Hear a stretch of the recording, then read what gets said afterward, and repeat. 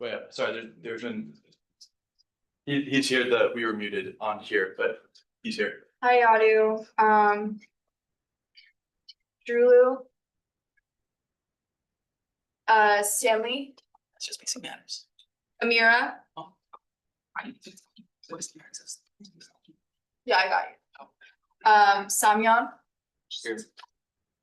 Charmaine. Solan. DK. Sophie here. Ryan. Here. And Advet.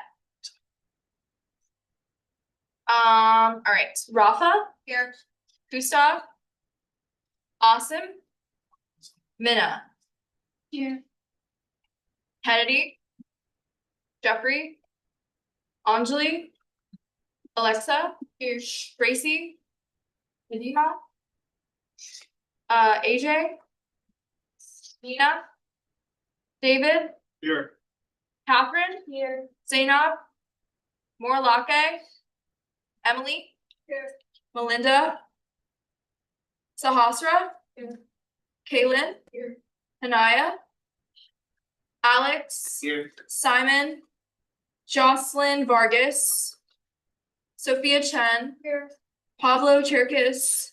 Simi. Ruhan. Sebastian. Kavans. Here. Nuf. Khalil. Here. Rithik. Jocelyn. Arian. Here. Jocelyn Cruz. Maddie. Jack Terrell.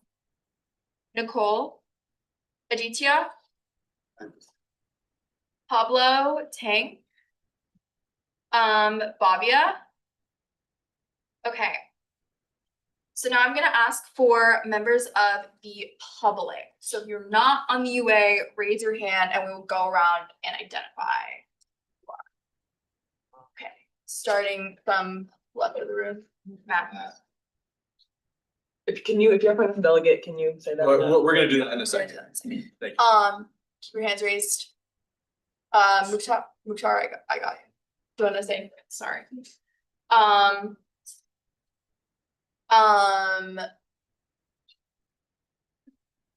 You guys can go.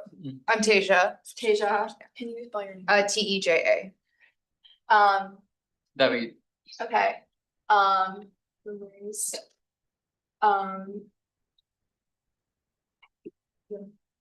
Yeah, go ahead. You, yeah. Uzair, UZAIR.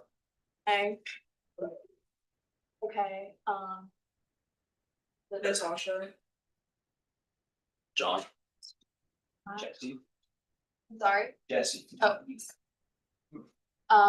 Daniel. Jeff. And Right here. Emily. Okay.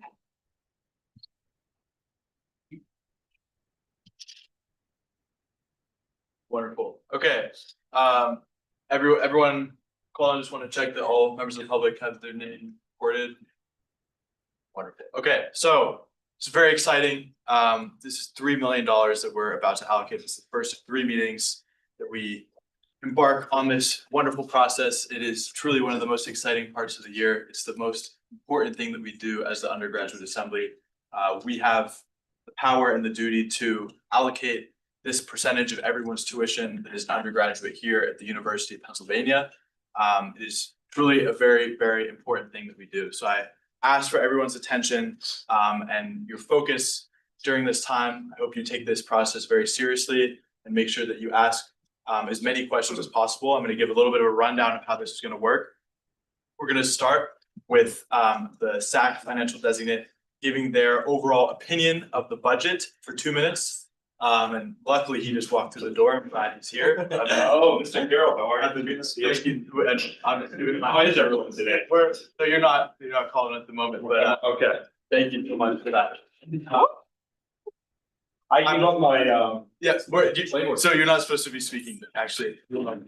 Thank you so much. So we're gonna have attention here to make sure we're moving with some efficiency.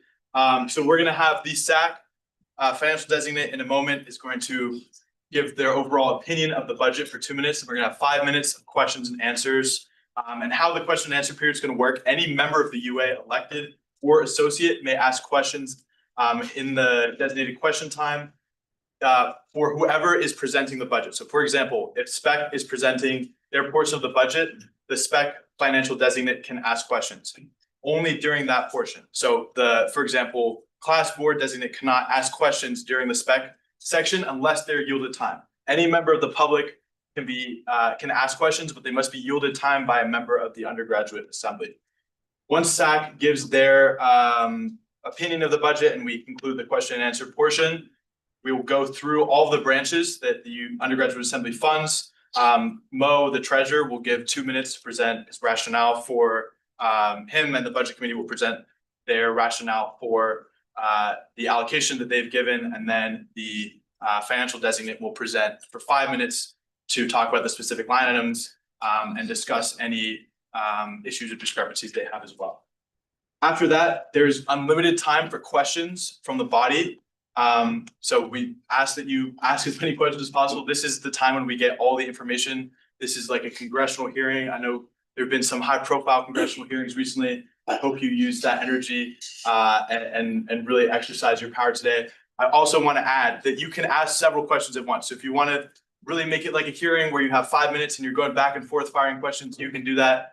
You don't have to go one at a time. You can ask many questions in a row. Once we have finished all of the sections, we've heard from all of the branches, the treasurer will then come up, the UA treasurer at the end, and will present for an additional 2 minutes to give a wrap up of everything and talk about the budget holistically. And then we'll be able to ask the treasurer questions for 5 minutes. I want to underscore that this is critical what we're doing right here. This is $3 million. This is our responsibility. Obviously, we have all the branches here. We have a lot of members of the public. I'm very glad to see you here. But us as the UA are the ones that decide where the money goes. We're the ones that are supposed to be asking these questions, making sure this money is being spent responsibly. And we will ultimately vote in 3 weeks on this final budget and decide where these dollars go. So please take this process seriously. Ask your questions. This is the time to get all the information and understand exactly where the money is going. In the next 2 sessions, we'll be able to present amendments. This is time for information gathering and learning more. And then if you want to present amendments, you can do so in the next 2 meetings. So now I'm going to ask for each of the financial designates to identify themselves. We're going to start with SKU. And there should be 1 financial designate per branch. Emily. Second. Good.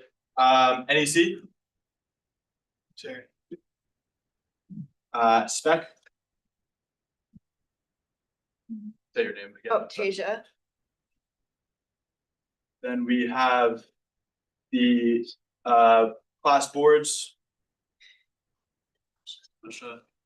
UA internal, and I'll just say this is not me because I'm presiding over the meeting. But what is Mert? Penn Labs. Done. And then finally SAC. Zach. Wonderful. All right. We will begin with SAC. So Zach from SAC, you will have 2 minutes to give your overall opinion of this fantastic budget that Mo has spent hundreds and hundreds of hours putting together over the last several months. Please begin when you're ready. You really took my breath away there. That's great. Hi, everyone. My name is Zach from SAC. Let's talk about like a great budget.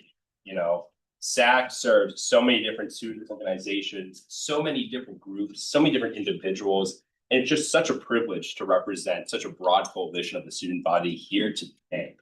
When we talk about investing in our communities, it really starts with SAC. When we invest in SAC, we invest in everybody. If you advocate for decreasing our funding, so help me God, because we love everyone and we fund everyone. Okay, thank you very much. We will now have 5 minutes for questions for Zach about his opinion. If anyone has questions for him, we have 5 minutes. Again, this is for UA members to ask. If members of the public would like to ask questions, they must be yielded time. Silva? So what is your opinion on that budget? I just said it. I said it was great. Okay. Great. Any other questions for Zach? And any things in particular that stood out? damn, are you my professor? No, I just think, Mo did a great job of talking with me and the various members of the SAC executive board about where we need real growth. And I think he factored that in a responsible yet courteous manner. So just happy to be a partner with him, the broader coalition of student leaders on this campus. Woo! Just a quick question. How is like SAC planning to like manage the decrease in their budget this year? Like it's the first time they have like the kind of decrease from the. So what I'll say here, this is about the overall budget. We'll ask SAC about their specific section later on. So just for everyone, this is questions about his opinion and the overall budget. But I appreciate the question. We can come back to that in a little bit. Mukhtar, and you need to be yielded time. So actually, I'm not going to call on you, but if there's I'm a yield time to Mukhtar. Who consulted you, or were you in consultation with the treasurer? With Mo directly. So just Mo. Well, Aiden, you talked about some stuff too. Or is that allowed? Not allowed? I don't know. Are you hiding something, Zach? Wow, you comment. No. Do we have to use parliamentary language here? Is that a rule? you can say whatever you want to say. It's being recorded, live streamed on YouTube, and it's. I wish we told people that beforehand. I did actually. You were on. I actually did not get a communication. It's all right, and we'll keep this to questions and answers. Julia. Did you consult any of the other branches in preliminary opinion? Like our constituent groups or like other branches of student government? Either. Yeah, I consulted another branch of student government. Okay. Yeah, you mentioned areas of growth that SAC asked Mo to take into account. Could you specify what those areas of growth are? Sure. So we doubled the amount of student organizations that are under our purview over the past 16 months. So I think that primarily the area of growth that I'm talking about. So giving more money to the new organizations. Not necessarily more money, just an acknowledgement that we are dealing with a larger kind of continuum of groups, and we have to spend time kind of learning more about many different groups that we're gaining. We gained the Divine Nine under our purview, which is different than previous years. So just a real expansion of responsibility. So is there any changes you guys wanted in the budget in relation to that expansion of responsibility? Yeah, I think increased funds were what we were asking for. Okay. Any other questions for Zach, and specifically about the overall budget and his opinion of the budget?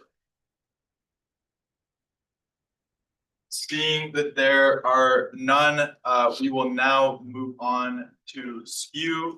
And first, Mo will speak for 2 minutes about the budget and his rationale for allocations. All right, hi everyone. Thank you for coming. It's gonna be an exciting 3 weeks.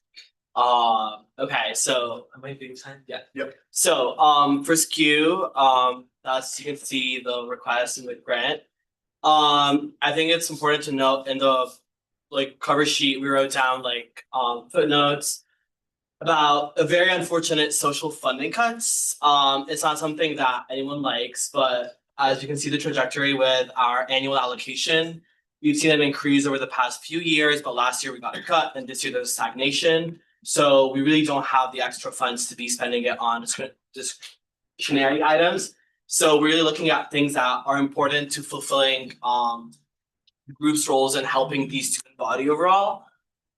So some stuff like retreat operations, you're gonna see across all the branches, they were all reduced to 0. Again, not something that we wanted, but a measure that we had to take. Something about printing and advertising that's also being standardized. That's something that the UA for is we're trying to limit printing and being more environmentally cautious. So that's another thing.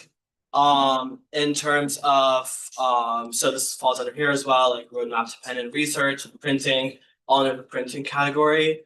And then in terms of white paper operations, following trajectory of previous years, we usually up the funding as we get closer to the white paper because we know that there's a demand for that. But in the years preceding that, the earlier years, we're just following previous allocations. And yeah. I have my time. Thanks. There's additional 15 seconds. The financial designate from SAC, or excuse me, from SKU will now have 5 minutes to. Plus you. Yeah.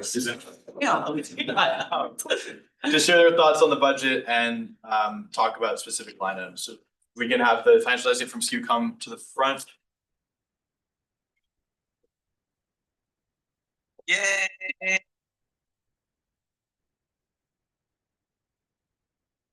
Wherever you want to. Yeah, probably. Over Yeah, here. no, you're good. Whenever you're ready. Thank you, Mo. Dear members of the Undergraduate Assembly, SKU is very thankful for all the time, effort, and energy that went into creating this budget. It's really a privilege to be funded by the UA, and I'm happy to be here as any student experiencing the Sunday scaries. SKU's autonomous and apolitical nature has allowed us to shape some of the most significant academic initiatives at Penn, including but not limited to preceptorials, bridge to math, and the pass-fail options for your courses. At its core, SKU is a policy and research body. Our output is writing, but that writing is the only part of the visible result of continuous year-round research processes, from surveys, focus group data, and ideation. I want to acknowledge that historically, some of SKU spending has drifted away from its core project work, and that's something I completely agree about. Something that I ran my Treasury campaign on correcting, and with this semester, we've met with each project to refocus our resources on research, but we need the budget that allows that transition to happen without hollowing out our core infrastructure. We accept the cuts to non-core operations, but we want to limit those cuts to those expenses, totaling to around $3,500 for the academic year of 24 to 25, and is decreasing under the previous treasurer and myself, not the proposed $5,200 cut. Specifically, we accept the cuts to our internal and operational lines, collaboration lines, but are advocating for a reinstallment of our full white paper operations line item, printing budget, and roadmap budgets. Because I want to be extremely clear. Compared to other branches, printing is not a convenience for us. It's a part of our fundamental identity.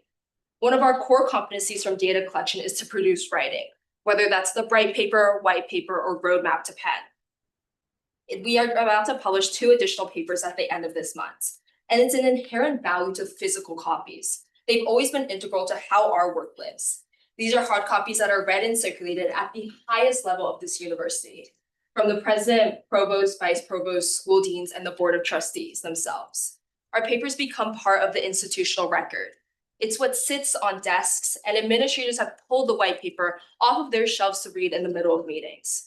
We understand that the UA has sustainability initiatives that ask to limit printed copies, but we already print in limited quantities that end up in key rooms all across this university. The reality is that administrators, who are the primary audience of our publications, greatly preferred hard copies and use them as routine preferences. We ask for a reconsideration of the printing and roadmap line items to address these concerns. On the other hand, our white paper operations cover focus group meals and tabling expenses, because when we're conducting multi-hours focus groups during dinner time, it's often when students are the most free. In focus groups, the primary function of food is not as an incentive, but a result that most people are the most available at dinner time. And that we need to create an environment where people stay engaged and think critically. Ultimately, this is not fluff, it's a methodology. But then our papers don't just end when they're printed. And at any given time, we have committees researching future topics for White Paper 2030, implementing White Paper 2025, and conducting exploratory research across multiple issue areas to determine what students care about the most. We run roundtables, focus groups, and outreach panels to build long-term relationships with the administrators before deciding what's worth pursuing at scale. And this infrastructure requires funding from our white paper operations. We ask that the budget committee reinstate our full $3,000 of white paper operation budget to support the continuous process of writing and implementing projects. The internal operations line item is partially used for social funding, but it's also used for core operation, such as internal elections, which last from 8 a.m. to 4 p.m. As a self-governing entity, we take the election of our board very seriously, and this incurs a cost, as do other minor clerical expenses, like a Polaroid for PGS week, or table for tabling on Locus, so that we can return that slightly after 4 p.m. without incurring a late fee. We would like the slight increase in allocation between a number posted by the UA and SKU's initial budget. Moreover, we move money from the educational week meals to this item and ask that reallocation be recouped. Lastly, on our website fees have risen to $300 as we're switching domain providers into Google Workspace. This necessitates the increase in clear and practical terms. We want to continue producing work that reflects well on student government and meaningfully shapes university policy. But to do that, we need the operational tools that make that work possible. Mo, Eddie, and the UA, I respectfully ask that the allocation of printing, white paper operations, and website fees be reconsidered in the context of SKU's identity and mission. Thank you.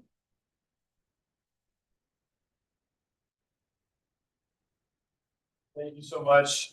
We will now have unlimited time for questions. Again, these are questions that can be asked by or to the financial designate and Mo and Budget Committee by members of the undergraduate assembly. If members of the public would like to ask questions, they need to be yielded time by a UA member.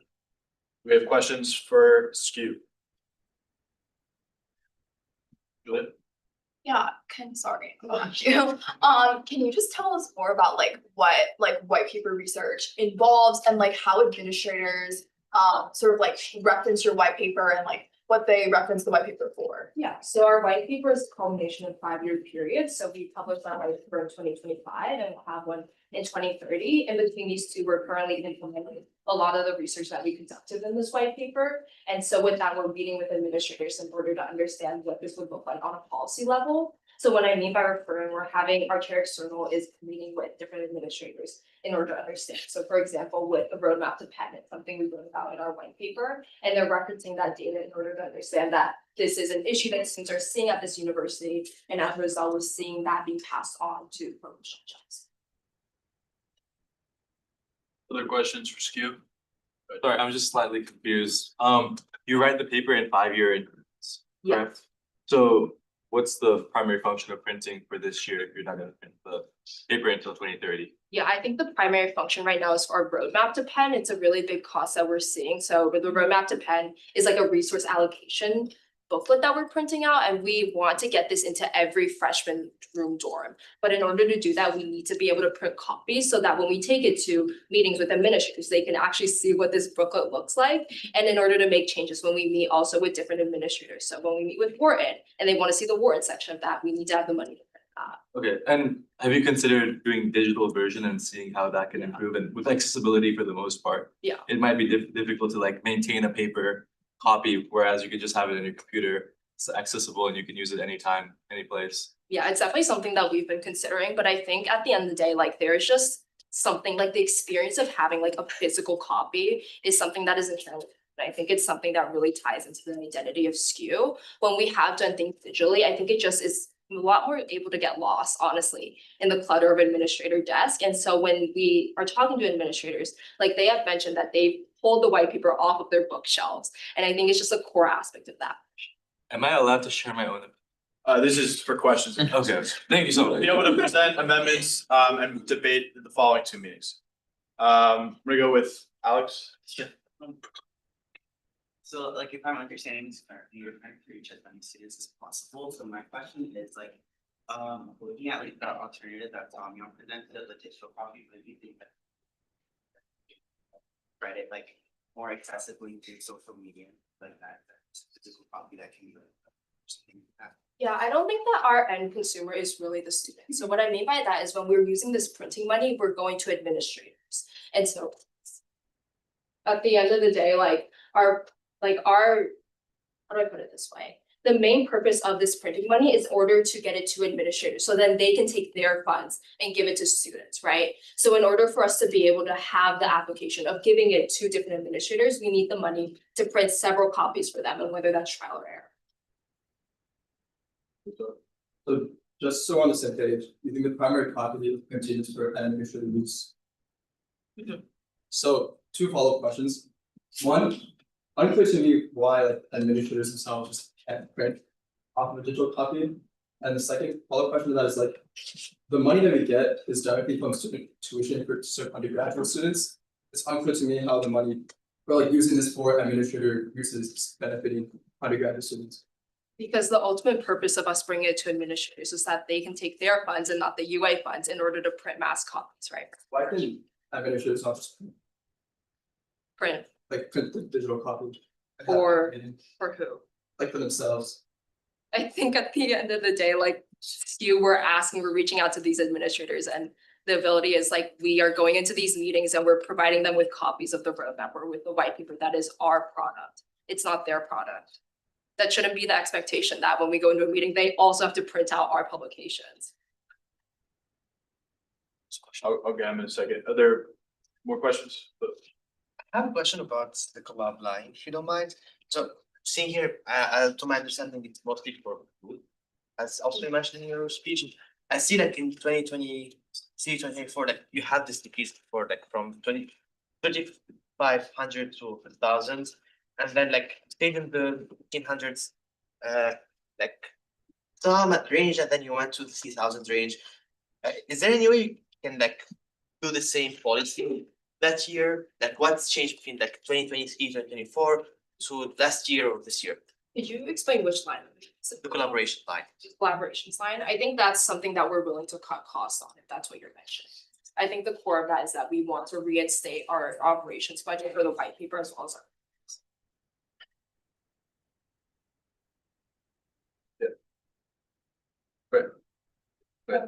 I wanted to ask about the education week meals and like, why do you need like this much money for meals? Like, what are you spending that on specifically? Yeah, so specifically those meals fund our tabling that we do for surveying on education.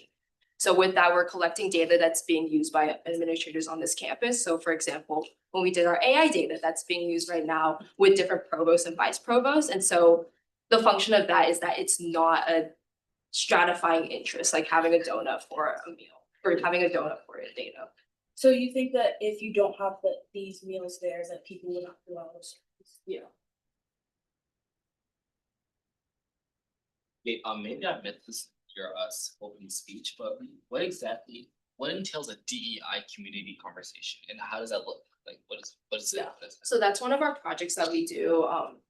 So specifically, we're thinking about how we want to fund our specific projects. So each of our projects actually change between each semester. So historically, that's actually been something that we've funded for different projects. So when we think about new directions or thinking about what we want to expand our next white paper to, we're using that specific budget to fund some of our projects. So wait, the white paper budget and the DEI budget, are like you're using some of the DEI community conversation budget to research your white paper, It's specifically for like exploratory data. So specifically, we haven't started actually researching the white paper yet. And in order to do that, we need the funds sometimes to understand, what do students care about the most. So with the white paper, the funding that is actually conducted, that's what the money is used. It's more so the implementation and then the cost.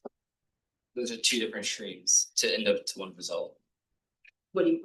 Like you're using two different streams of funding to end up at one white paper or one white paper. Wait, sorry, like I'm saying so you said that you're using the DEI community conversation to research. It was just a specific example of like a project that. Also not only. Yeah, no. Oh, So okay. we have like, for example, we're doing like central. I see. I want to preface this by saying I love SKU. Y'all seem like a really great vibe. I wanted to ask, like, when you do go to administrators and you present a lot of your findings that you'll find, whether it's the roadmap or the white paper, do you really think that handing it physically on paper will make that big of a difference in terms of whether or not they're willing to adopt some of those changes? Because I think if they're really great ideas, which I think you guys are great at like synthesizing, won't they kind of adopt them either way, regardless of whether or not it's physically in front of them? Yeah, I use it like one of my chair struggles. Yes. It actually goes to the meeting. I guess like we have walked into meetings and John Jackson afterward is like, bring us 6 copies. Like, can you drop them off at our office? Russ is doing the academics thing for the board of trustees on March 5th. He was like, can you get a set of your AI Bright papers that you're printing at the end of the month and bring them to the board of trustees? They want hard copies. So it's like there is real demand by the people in power who are like, can we have them on paper? Right? Like we have digital copies of roadmap. We put everything on our website. We need $50 more for because our hosting fees went up. But like it is we're not like imagining this demand. We go into meetings, we're like, can we get this on paper? We send it to people on email, and they're like, oh, can you run by my office with a hard copy? Like this is, I think, like a real demand. In the past week, Setley and the Bruce Lendahl from Setley was like, can we have your AI data? The DP asked for advanced copies, right? Like these are people who are like, can we have these things to disseminate them, to use them, etc. Thank you. Yeah, I'm curious, so how many pages are in one of these booklets that, like, in the six that you guys were requested, how many pages were? Sure, so roadmap is roughly 40 pages, the white paper is roughly 60 pages, bright papers range from 20 to 40 pages. We put them out continuously in between white paper cycles. So just so I'm getting this straight, like the same administrators that are pushing for sustainability in the whole university are asking for 40-page printouts of these documents? Correct, and I think marginal, if one tree has to die for quality of life for students to be dramatically improved in the case of something like roadmap, I'm not good with that. Yadu, Yeah, so I just want to start off by, appreciating all the effort. restart. Okay, yeah, I just want to start off by appreciating all the effort that goes into the white paper and all the other initiatives. I know it definitely isn't easy to put that together. With that being in mind, just wanted to clarify a few things. So, the white paper comes out every 5 years, correct? Mm-hmm.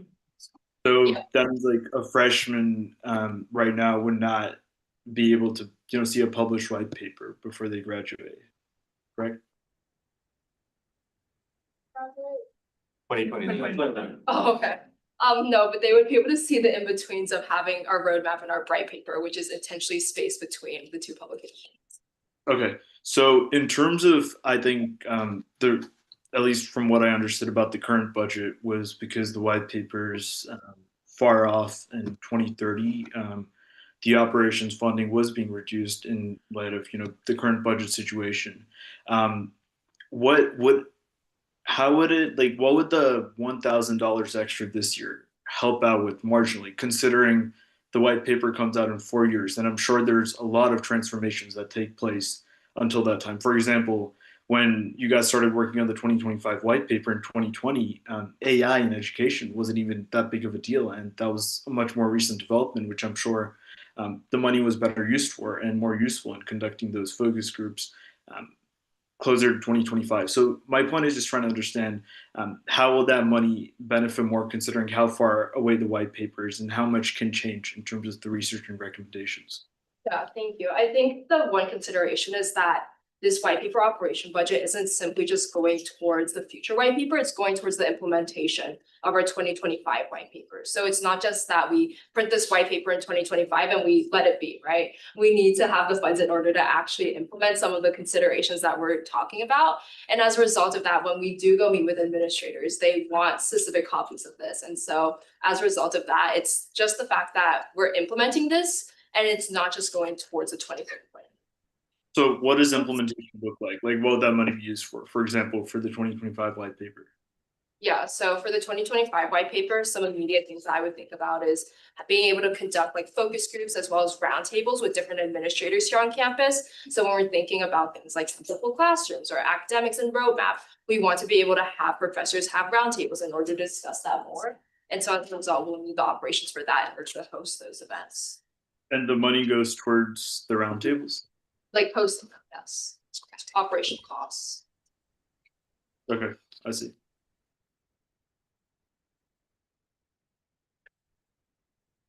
Another question. This pertaining to the roadmap, right? For students, right? Yeah. But it sounds like your biggest argument's about giving this to administrators. Do you have, like, you're saying that administrators would prefer to have these roadmaps of pen that are for students and in paper? So what I mean by that is we're not requesting the UA like 30,000 to print all the white papers for students. We want to go through the channel of administrators so that it can be on their dime when they want to print the roadmaps. And so as a result of that, in order to actually get like the process in place for policy implementation, looking over all of those roadmaps, because they do need to screen them, we need the money in order to print it out for administrators to see. So then they can get the okay and be like, now we're gonna take this project and fund it. So are they not able to look at it digitally, like a textbook, for example, or like a class reading that all of our professors assign digitally more often than not? I think that it's a completely different like audience. Not to, like I think older people would just prefer to have that physical copy, and it's something that we actually are able to like bring to meetings, and it's easier to annotate.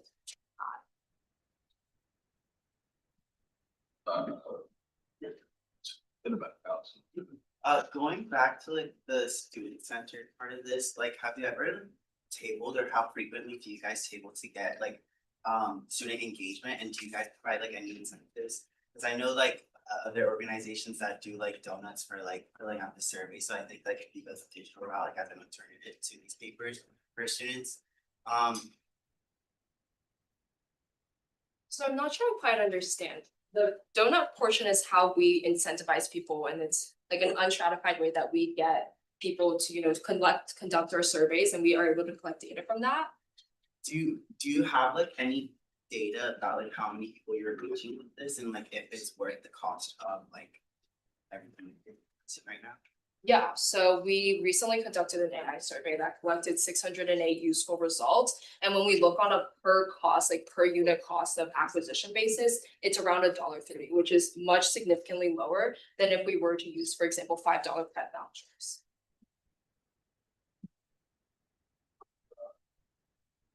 Sorry, can you repeat the number of surveys? I believe it's around like 6.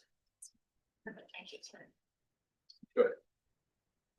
You mentioned that the environmental education workshop, EEI community conversation, and the healthcare education training workshops, they all require food. For like people to participate in it, is that correct? So it's more so like focus groups. Okay.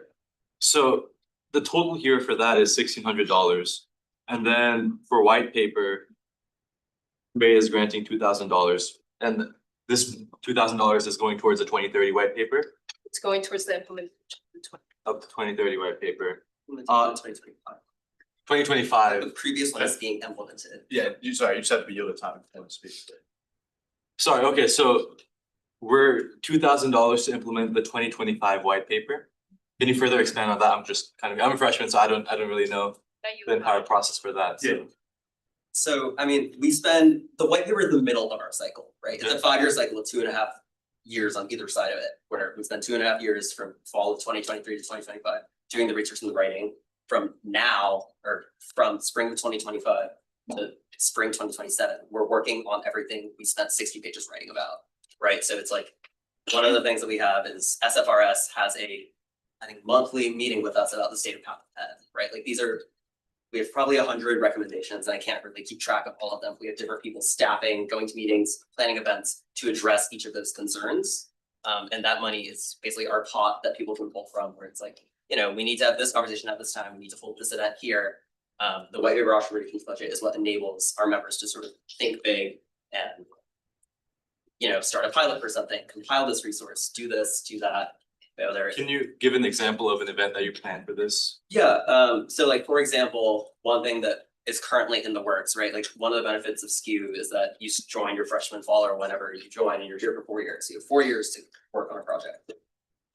So something like Bridge to Math, if you've heard that came out of 2.5 years after the 2020 white paper. That was a recommendation. In those 2.5 years, they piloted it, and now we spun it off to Penn First Plus. So Penn First Plus funds it now, and we don't have to worry about it, right? So like programs like Penn First Plus or like Bridge to Math come out of this 2.5 year window, right? But they take 2.5 years. And then how did you use the budget that the UA allocated for that, specifically? Right, so I mean, one of the big costs with Bridge to Math specifically is like, these are funded study sessions for, like math, right? Everyone comes in with different math education preparation levels. Bridge to Math was the program we designed to address that. So SKU used the Bridge to Math. I wasn't in SKU or at Penn when Bridge to Math was being piloted because it was from the 2020 cycle, right? Like that money went towards those expenses to run those study sessions. This is more for Mo than Emily, but if admin specifically is asking for paper copies, do you feel like that supersedes the UA's goal to reduce printing? Cause I feel like it's unfair to like assume student organizations will be able to like sway admin's priorities. Yeah, I mean, that's a good question, but at the same time, like UA cabinet meets with like plenty of student raters and never ask us like print paper copies of stuff. And also I'm like admin themselves, like whenever we go to meetings, they print their own copies of like on agenda, they like sit down. So I'm not sure if like they're gonna have an issue with printing 30, 40 papers or a meeting. You know what I mean? Like, and also like an effort to be like equal to all like groups and branches. we have to do that. I think the point of most dissonance for me is that, like, because of UA, I've also met people with groups like Bob, John Jackson, and every other administrator you can name. And when we send them online copies of the things, what we see is like either they prefer online, or also they tend to have an administrative printing budget that is much more than $400. And also, like, they have printers in the offices as well. And so I think the question I have for you is, in the event that you're unable to receive money for printing to give to administrators, like, do you think that these meetings will not have like any like presence of like roadmap or research at hand, or like do you think that administrators will likely just find a solution with print it on their own, or just adapting and being online? I yield time to Max. I actually, I get the concern about the printing, I get that it looks like we're asking for different treatment. I wanna stress, this is a small expense, talking about a $3 million budget, we've spent 25 minutes now talking about the $400 for printing sample copies for like the top 20 people at Penn. And I get the scrutiny, I wanna be like, I would say the biggest reason to emphasizing this, and I think this is like maybe gonna clarify, like SKU's identity is built around our writing. Our writing since 1965, our publications, that's what we do. You know, the UA does amazing work, and I think you guys write policy proposals, which is something you do too. But the documents that we come out with, that's our work product, and that's what the administrators can take away and pass around. And that's what we're most proud of. And I think that we're asking you guys, and we're coming here, hat in hand, but we're asking you guys to say, look, we respect SKU, we respect your mission a little different than ours, and your learning is a little different than ours. And we're gonna trust you that this $100, you're not printing stuff because you think it's fun to print stuff. You're printing stuff because it matters to the fun and how to print it. And I'd like it to kind of come at it with that perspective. So I think there's a little bit of dissonance here. And I think it does matter to us. It really matters to us all. I respect his opinion. I see where he's coming from, but I think we had to realize that the UA is also facing a budget cut as ourselves, so we have to find a way to. I'm sure, like, if we had the money, we would love to give you guys to maintain all spending, if not more, if we had the opportunity. But since we're losing money from the university, we kind of have to see what things impact students the most, because we are the body that represents students. And unfortunately, something like this does not impact the students as much as our other things. But I do see where you're coming from. But I just want perspective. Sorry, so she's the financial officer, so the question should be directed to her. She should answer the question. Well, it wasn't really a question. And there should be, there should be question and answer. I wanna remind folks that this isn't debate, we'll be debating in the next 2 meetings, but this is questions and answers, and. So my question to you is, it's kind of Musab's question. Do you think that meetings and things will no longer be, do you think these things will no longer be allowed to move forward if you guys aren't providing these paper copies of whatever to these administrators? It'll be sustainably hard. Our fundamental identity is that the ability of us to produce these works that we've been conducting research over the past 2.5 years and implementing them in 2.5 years. And I also don't believe that the UA or PGS got a budget cut this year. Nice question. Just so we're away a bit from the printing conversation. What's the I know you mentioned this in your speech, but what's the second issue with one of the lines? Like, what's your second demand? Let me unfold this for you real quick. Oh, specifically our flight paper operations. Can you talk more about what are you expecting next year? Like this operation to be for I know you mentioned last initiatives, but what are you kind of forecasting for next year? Yeah, a big part of that will be our roadmap to Penn. We're also looking at exploratory things. I think if you want to. Sure. I mean, we have 6 projects at the moment that are working on implementing those things, and at the level of governance, we sort of let those projects be autonomous. But one of they come to us with money requests. So for example, maybe one of the issues we had was just things are decentralized at the university. One of our members currently is working on a sort of central financial like resource. They may need money for that, whether it be I'm hosting a website for this, or I'm holding an event to figure out who exactly would benefit the most from this, right? Like I think like we have the pot because we are informed by what comes out of our research. So let's say we get a survey and the survey is indicating this is a massive need, then we try to come up with things to address that need, right? Like the financial dashboard, as we call it, it's like only one of the things that we're working on, probably 25. And it doesn't really make sense to have 25 discrete line items, which mean different amounts of money. So white paper ops is just that capital. Okay, just to follow up on that, would it be possible to have partners on these events, like PRP, like other partners that can like partially fund these events? They already do fund us, which is why like the money that we get does stretch us as we collab with what we have already done focus groups of people. And I guess like we pilot things out of SKU and we pass them on to other people to fund, so we're not stuck with it, right? This money is so we can have the pilots and then pass on the burden of funding out of the UA, out of the student fund, and sort of ensure longevity past our 4 years.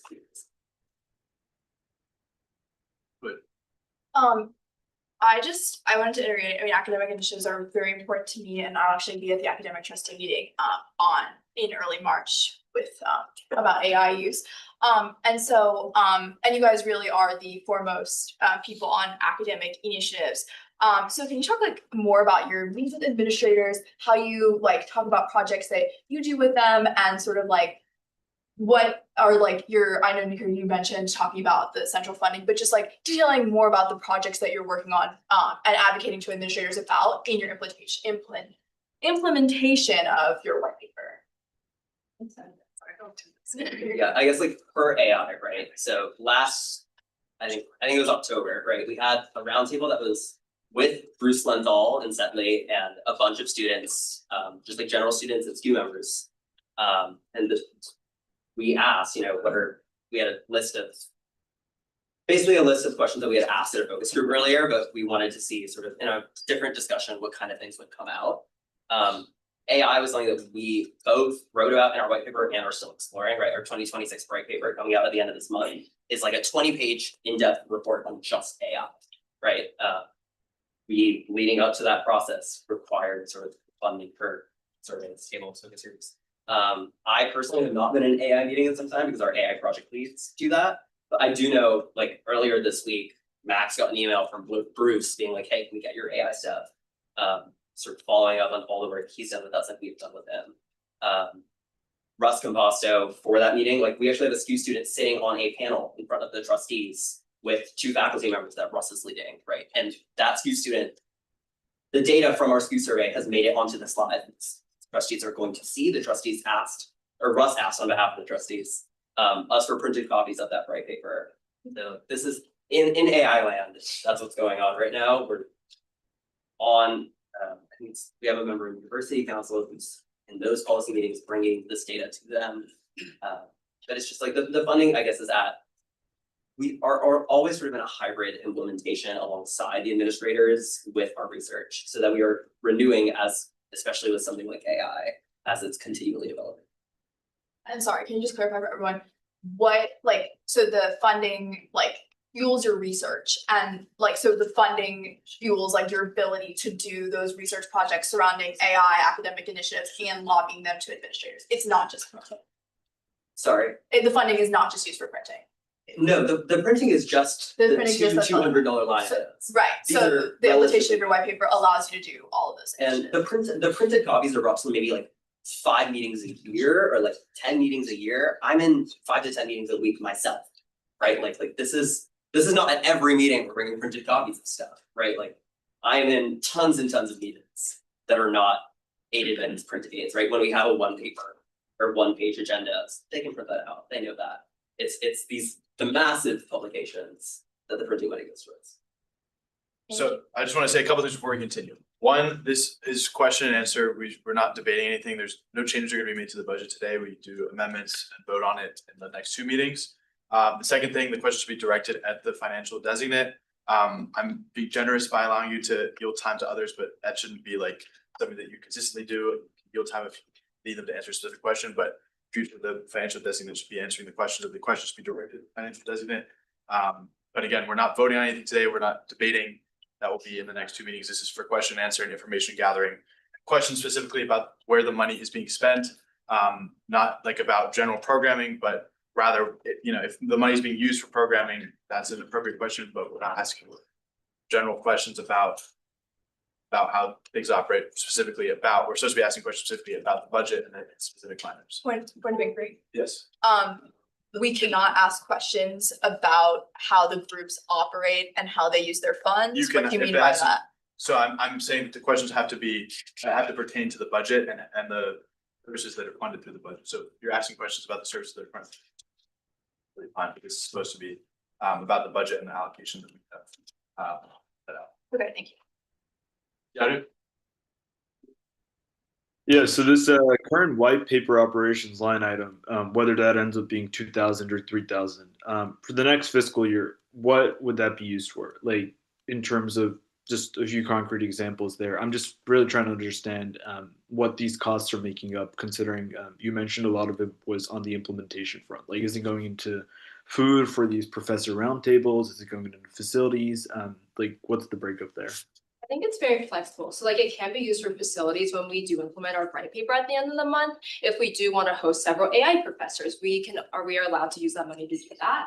But I think it can also be used for thinking about if we want to host additional focus groups or if we want to do roundtables with different professors, our white paper operations allows us to cut into that. So with the professors, it goes toward facilities most of the time, you would say, or split between food.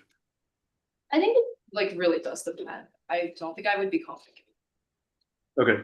In terms of facilities, I'm just trying to understand where that cost comes from, because I know for a lot of student groups and organizations, a lot of the time they are able to get facilities at a free rate. So that's why I'm just trying to figure that out. Yeah, so if we want to host it in Hall of Flags, we do need to incur that cost, and that typically is when we start. Okay, and in terms of, let's say for the next 5-year cycle, it's 2,000 a year funded, so that comes out to 10,000. Roughly, how much would you say goes into implementation and maybe more initiatives like facing professors or faculty, and how much goes more into research or more student-facing initiatives? Can you repeat that first part again? Sorry. Yeah, like let's say for the next 5 years, it's 2,000 a year, and you have like that 10,000 total. Like approximately how much is going to go towards like the faculty facing side, and how much goes towards like the research student facing side? I think that's very dependent. Like, I think it depends on like the needs of administrators and research at the time. If I think that we have sufficient enough research, then the rest of that would be allocated to professors and vice versa. I don't think every year we have a set split between professors and research. Okay, and one last question. Do you think if there was less money, you would not be able to interact with the professors and have their opinions, or have your opinions be heard by them, listen to their opinions if, let's say, there was some sort of crisis or whatever, and there was minimal money to allocate towards roundtables with professors? How much do you think tangibly impedes the work? Yeah, I think it would definitely limit our actual interactions with them on like a quantity basis. So if we have less money to host these specific events, we then have less actual opportunities to interact with these administrators on the larger level if we're thinking of doing roundtables or larger scale events. So I think on that term, it really does harm our actual operation in that space. Okay, thank you.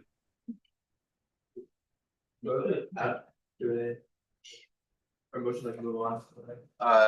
Second. So we have a second from UA member and. Second.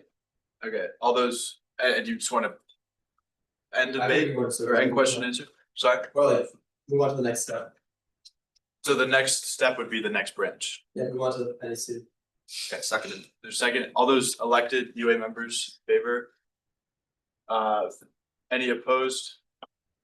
So that motion clearly passes. Thank you so much. You will now move on to.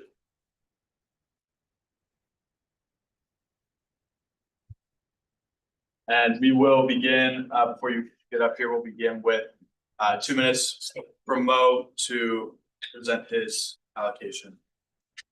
Okay, similarly, similar things,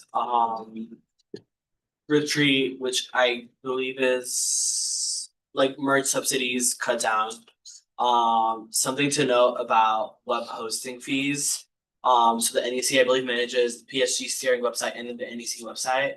The PSG steering website has not been updated in a while, nothing works on it, and we believe that it's probably not worth like keep investing money into it, so we're not gonna fund it for the upcoming year. So this funding is gonna be going towards the NEC's primary website. And then just a bit of an increase for the financial aid for candidates. It was noted in the footnotes in previous years, and we do have a lot of people running and we believe it's helpful. So yeah, basically.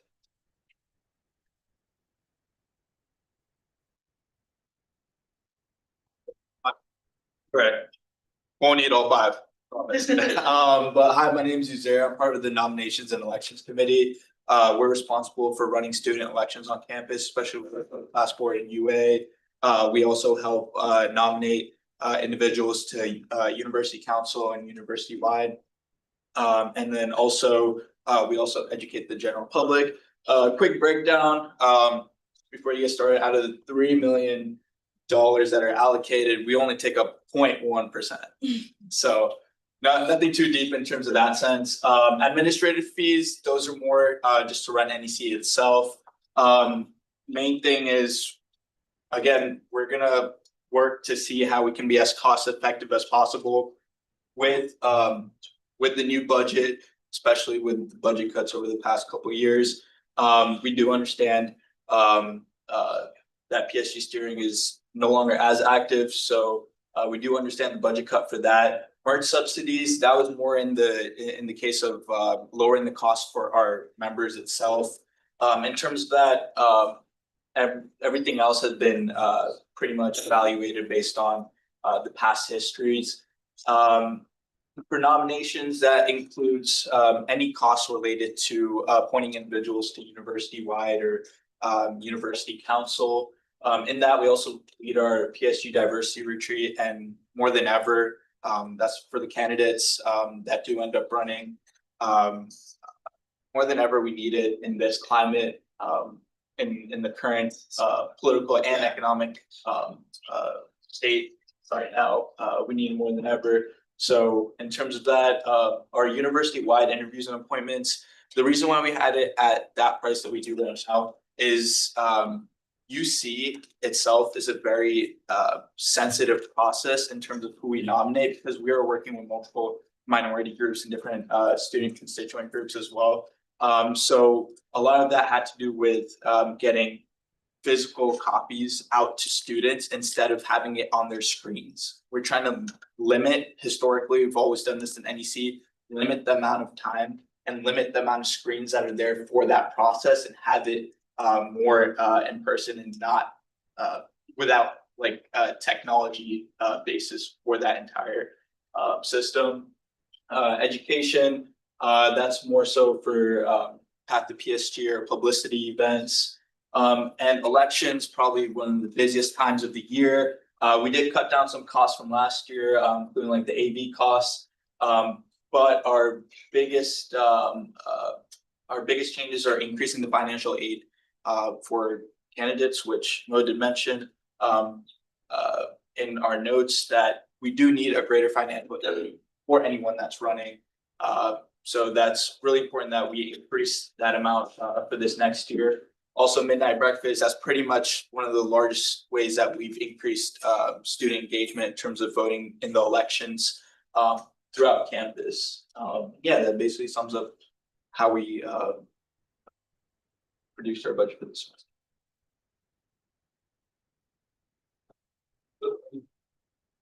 Thank you so much. Questions from the UA? Yeah, so I agree with you. Diversity in this climate is utmost importance. For my year, whenever I was campaigning and running for UA and class board, our diversity retreat was a Zoom. So I don't understand what, and I'm pretty sure in the past years it's also been a Zoom. So I don't understand $600 for a Zoom call. What are you using that for?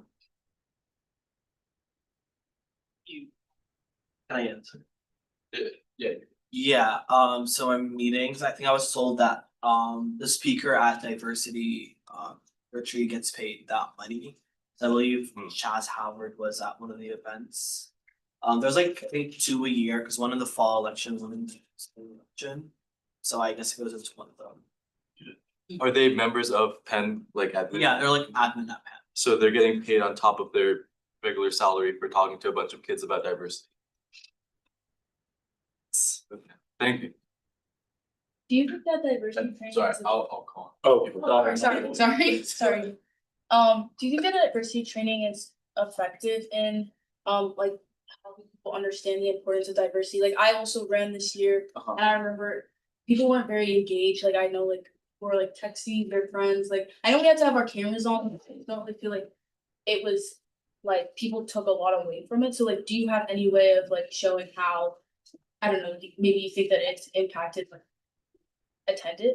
Sure, so you're asking like in terms of data itself? or- Anything that you have, if you've noticed any difference, like, or. Yeah, I mean, I'd say, yeah, there's obviously like, you do notice that some people, like you had mentioned, will stray away from their phones, but I think more so it's situated in the context of the nation as a whole. Like, although regardless, we may have like some individuals that are like geared off, maybe like doing their own thing. As a whole, it is really important to ensure that we are focused on sending a message to our potential future candidates who will be running like the student governments throughout campus that look, this is important, this needs to be said, and this needs to be brought in by each individual that is going to be a potential leader for Penn's campus. Real time. Yeah, I just wanted to explain context for why the diversity retreat last fall was on Zoom. The original person that we had, and we've had him before in the past, was Dr. Howard Stevenson, and we usually pay him about $400. However, this year was a special circumstance because we had a special election. So because he was worried about having past people who possibly may have saw him at the first diversity retreat, he had to back out last minute. And that's when we had to go and outsource from the United Minority Council. So usually we do like to have it in person, and we do pay the people pretty well every single time that we have a diversity retreat. And I found it more effective. I think especially like when Naya and Musa were both running, we did have Dr. Howard Stevenson. It is better in person. That's the only reason why we've been ever had it on Zoom is because we've had a person pull out last minute. I wanted to ask the same question about the Path to PSG thing, because I also read that was on Zoom. Is that normally in person or? Yeah, that's normally in person. Other questions? So what happened to the $600 last year because it was on Zoom? Where you just paid it to the other person, even though it was a Zoom event? This was for the one in the fall. So we didn't pay anybody in the fall, but last year and in past years, we've always paid our person about like 200, 400, depending on when they have. But you still received funding. So what happened to it? Last year's? Are you Yeah, talking I mean, about this I mean, fall? I'm just looking at the Google sheet. Are you talking about for this past fall? I believe so. I mean, I guess we just haven't utilized it yet. Do you think? Oh, sorry. I'm sorry. No, you're good. You're good. Go ahead. Do you think? Do you think that there's anyone else you could get like for free to come and talk? Like, do you think that it's really necessary to have a paid speaker, or can the same things that the paid speaker is saying, could someone say that for free and it's just the same effectiveness? There could be potentially, but again, like in the past, like what we have done is these paid speakers, and I'm assuming, has Chaz Howard been to some? Can I actually also time again? The only reason why we started having paid, is that okay? If not. Yeah, no, it's just okay. you gotta yield time. Okay. Yeah. The only reason why we started getting people paid is because whenever, like in my freshman year, whenever we had like students doing it or whenever we had people doing it for free, we got feedback in our forums from people running that it was not effective because it wasn't an actual professional. And then also our body also communicated with that it just wasn't as effective compared to having somebody who is paid, who is a professional, who has a degree in it. But I see where your sentiments are coming from. And this will be my last time talking, sorry. Other questions? Anything else? You have a question? Oh, I was just gonna motion to allow. Yeah, we don't have to do that, but if you want to make a motion, just Second. Second. Any elected or all elected UA members in favor? Any opposed? We have, it's not, just like you remember. We have elapsed that, thank you so much.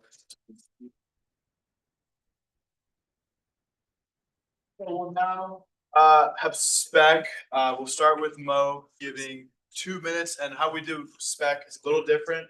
There's a spec cover sheet, and then we actually break down spec by their branch, or each branch of spec. So the time will be 2 minutes and then 5 minutes, but we'll do that for each section of the spec budget. It's also a large portion of the budget. I think it's around a third of our entire budget that goes to spec. So definitely ask that folks are engaged for this. And Mo, at 2 minutes, and this is specifically about the cover sheet. Okay, we probably should not be wasting really time on it, because we're gonna go in details on everything, but. There you go, very efficient, thank you. 5 minutes for spec to just talk about overall, and then of course we're gonna go into the topics. Spec. Okay.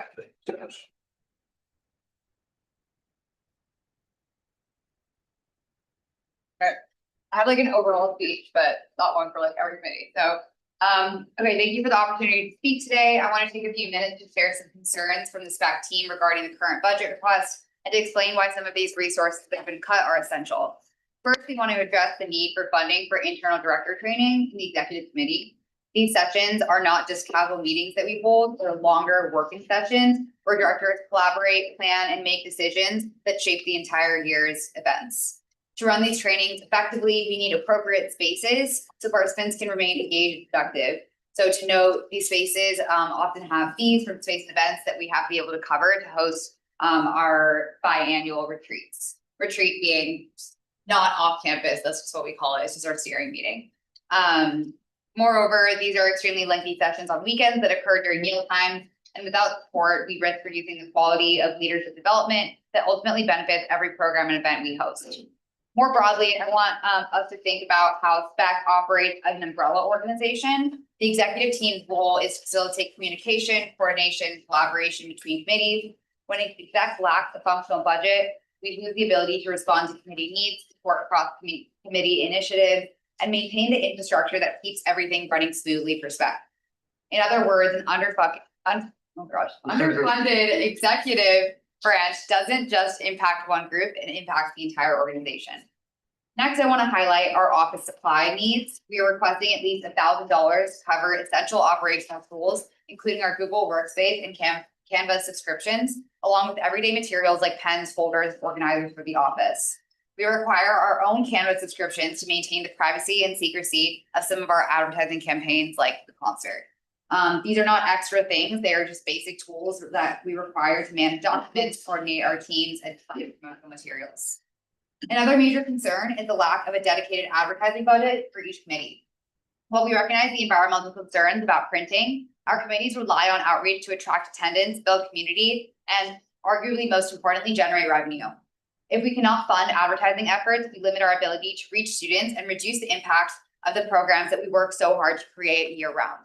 Specifically for our committees that host events beyond the Penn community to generate additional revenue, posters are essential to attract the broader Philly community when we poster throughout the city. We also want to raise a question about equity here. We noticed that the UA's marketing budget increased to $1,000, and from our perspective, this feels inconsistent with the reductions proposed elsewhere. We're not raising this to criticize, but to ask for clarity and fairness in how marketing resources are allocated across groups that share similar goals of outreach and engagement for the student body. Finally, we are deeply concerned about the proposal to eliminate every committee's social and internal budget with no transition period. These funds have historically played a crucial role in team morale, retention, and community building. Removing them abruptly would unarguably harm attendance, weaken committee cohesion, and reduce the overall student experience. We understand the need for fiscal responsibility here, and we're open to a phased reduction or restructuring. However, a complete and immediate cut would be damaging, and we strongly urge consideration of a more gradual approach. In sum, investing in SPEC is a matter of investing in every student's undergraduate experience. We urge the committee to reconsider our advertising budget, our office supplies budget, and social budgets. Thank you. Okay, questions from UA members? Hi, I guess I was curious as to what the spending for internal director training like kind of went towards. Yeah, so Yeah, so for intro director training, we have a couple things. So that's gonna be like actually reserving the space through rates and events. We often host those in one of the rooms in Irvine or in Houston, and so that requires a fee. And then historically, the internal director training has also included like food line items. Because again, that is like a 4 or 5 hour meeting on a weekend. That kind of guides the whole semester.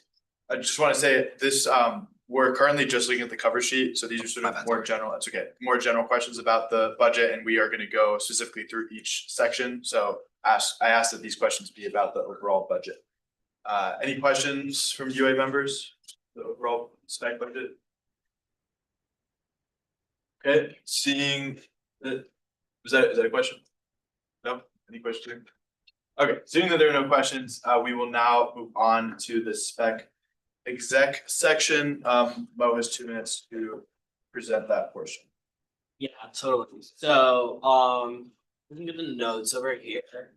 Under general meeting, I was told that it goes covering food, equipment and such, falls under like the social line item. Similar with internal director training, I mentioned like room booking, but there are definitely like more cost effective ways to do that. There are rooms in Houston that are free. Huntsman rooms are also free, so that's like a way to save money as well. And then food, same thing under this line item. Office supplies, it was under materials including snacks, refreshments, etc. Could add half, assuming that half of it would go into like you were saying like Canva Pro, like the required things for operations, and for things that are less necessary, we did that. Okay. About 5 minutes. Yeah, so I think what I would say about that is at least for office supplies, right? I might yield some time to debate on this, but I don't think $500 would cover the Google Workspace and Canva, is that right? Yeah, so for the Google Workspace, I think it's $250 per year, actually, but that also includes hosting our, it's a Google Workspace, the Canva, and hosting our website, which are, I think overall are like $800 total. I can actually pull, well, not right now, but like if needed, we can pull out the exact. So yeah, moral of the story is that it wouldn't cover, $500 wouldn't cover those needs, and then on top of that, we have additional needs, like this, we have an office in Houston, and so that has to be organized in some way. We can't just have like papers flying everywhere. And there's just like basic needs that office has. We also so we can cut things like snacks, sure, but like also our directors spend like hours and hours in that office and like don't get anything for it. So if we're also cutting the social budgets, like that's also be nice. But regardless of that, for internal director training, yes, there are rooms that, might not have costs associated with them, but again, like that 4 or 5 hour meeting. And if, for example, we're having pizza at a GBM, like I think it's like, our argument is not that like every GBM for every committee should have food. We've like completely nixed that, but like twice a year to have some pizza, like I think like maybe it doesn't need to be $1,000, but I think we definitely need some budget there. And yeah, I think like more broadly with exec, it's like, again, this is an umbrella organization and there needs to be some budget for like committees to come together, like cross committee initiatives. We've like recently been piloting some initiatives for directors to come together to get to know each other better. And those require some basic amount of funding. So I think there might be a compromise in between, but eliminating that to 0 feels really unreasonable. Okay, thank you so much. Questions from the UA? How many internal directors are there? So each committee has, it with a few exceptions, has 3 and there's 8 branches, so 24. So why do you need to book like a room that costs money, like qualifies, instead of just using like a Huntsman room? Yeah, so we have used Huntsman rooms sometimes, but often there's a problem at the beginning of the semester too in booking rooms with Huntsman, just because within like we do our retreat within like the first 2 weeks of school, and Huntsman sometimes doesn't open their bookings, and so we're often forced to host in Houston, or in like we usually do like the class of something lounge in Irvine, like I don't know if you know what I'm talking about, but yeah. I guess like for like, cause like, yeah, I've encountered like issues with Huntsman myself Yeah. when booking. Have you guys looked to like other spaces in like University Life and space like reservations? Just because like, you should be able to get like spaces McNeil also for free while like having a much earlier timeline for it. Yeah, so we've like looked into spaces, like we have hosted our steering meetings a lot at the LGBT center, for example, but again, those aren't really reliable options for us, and we always want to have a backup plan where we're able to have that space available, and again, to subsidize things like food. Or sorry, are you still answering that question? Oh, no, No, you're good. When you say some budget, do you have any estimate of what do you mean by that, like in a range? Yeah, I mean, so right now we're nixing like $1,000 budget across internal director training and general meeting, right? I think potentially if we were to like combine both of those and like meet in the middle of like, we get 1,000 in total for both of those, so 500 on each. I just think that like nixing them entirely and expecting our directors to continue operating the same way feels a little unreasonable.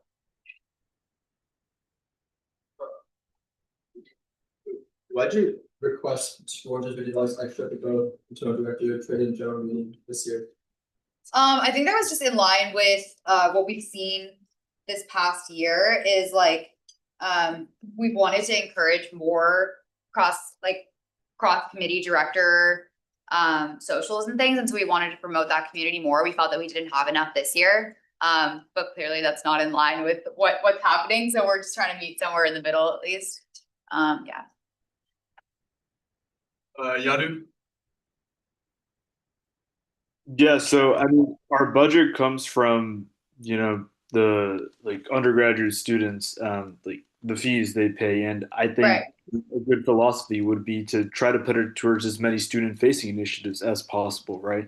Right. I'm just trying to understand how $2,000 or $1,000 or maybe a little bit less towards spec executives internal funding serves to benefit the students of Penn Students Body more than, let's say, adding that money towards more food or giveaways or making tickets a little cheaper or more accessible, like any other more student-facing initiative, how that, might warrant pulling money from elsewhere. Considering, across the board, we do have parity, like Mo mentioned, with the cuts to social and internal funding for all the branches, so we can focus more on the students themselves. I totally agree. I think that's exactly the point. SPEC is here to facilitate the best undergraduate experience for our students. But if you're to think about these steering meetings and these meetings between different directors, if directors aren't showing up to events, or to meetings, if they're not engaged, if they're not motivated, right? Like all of our events fall apart.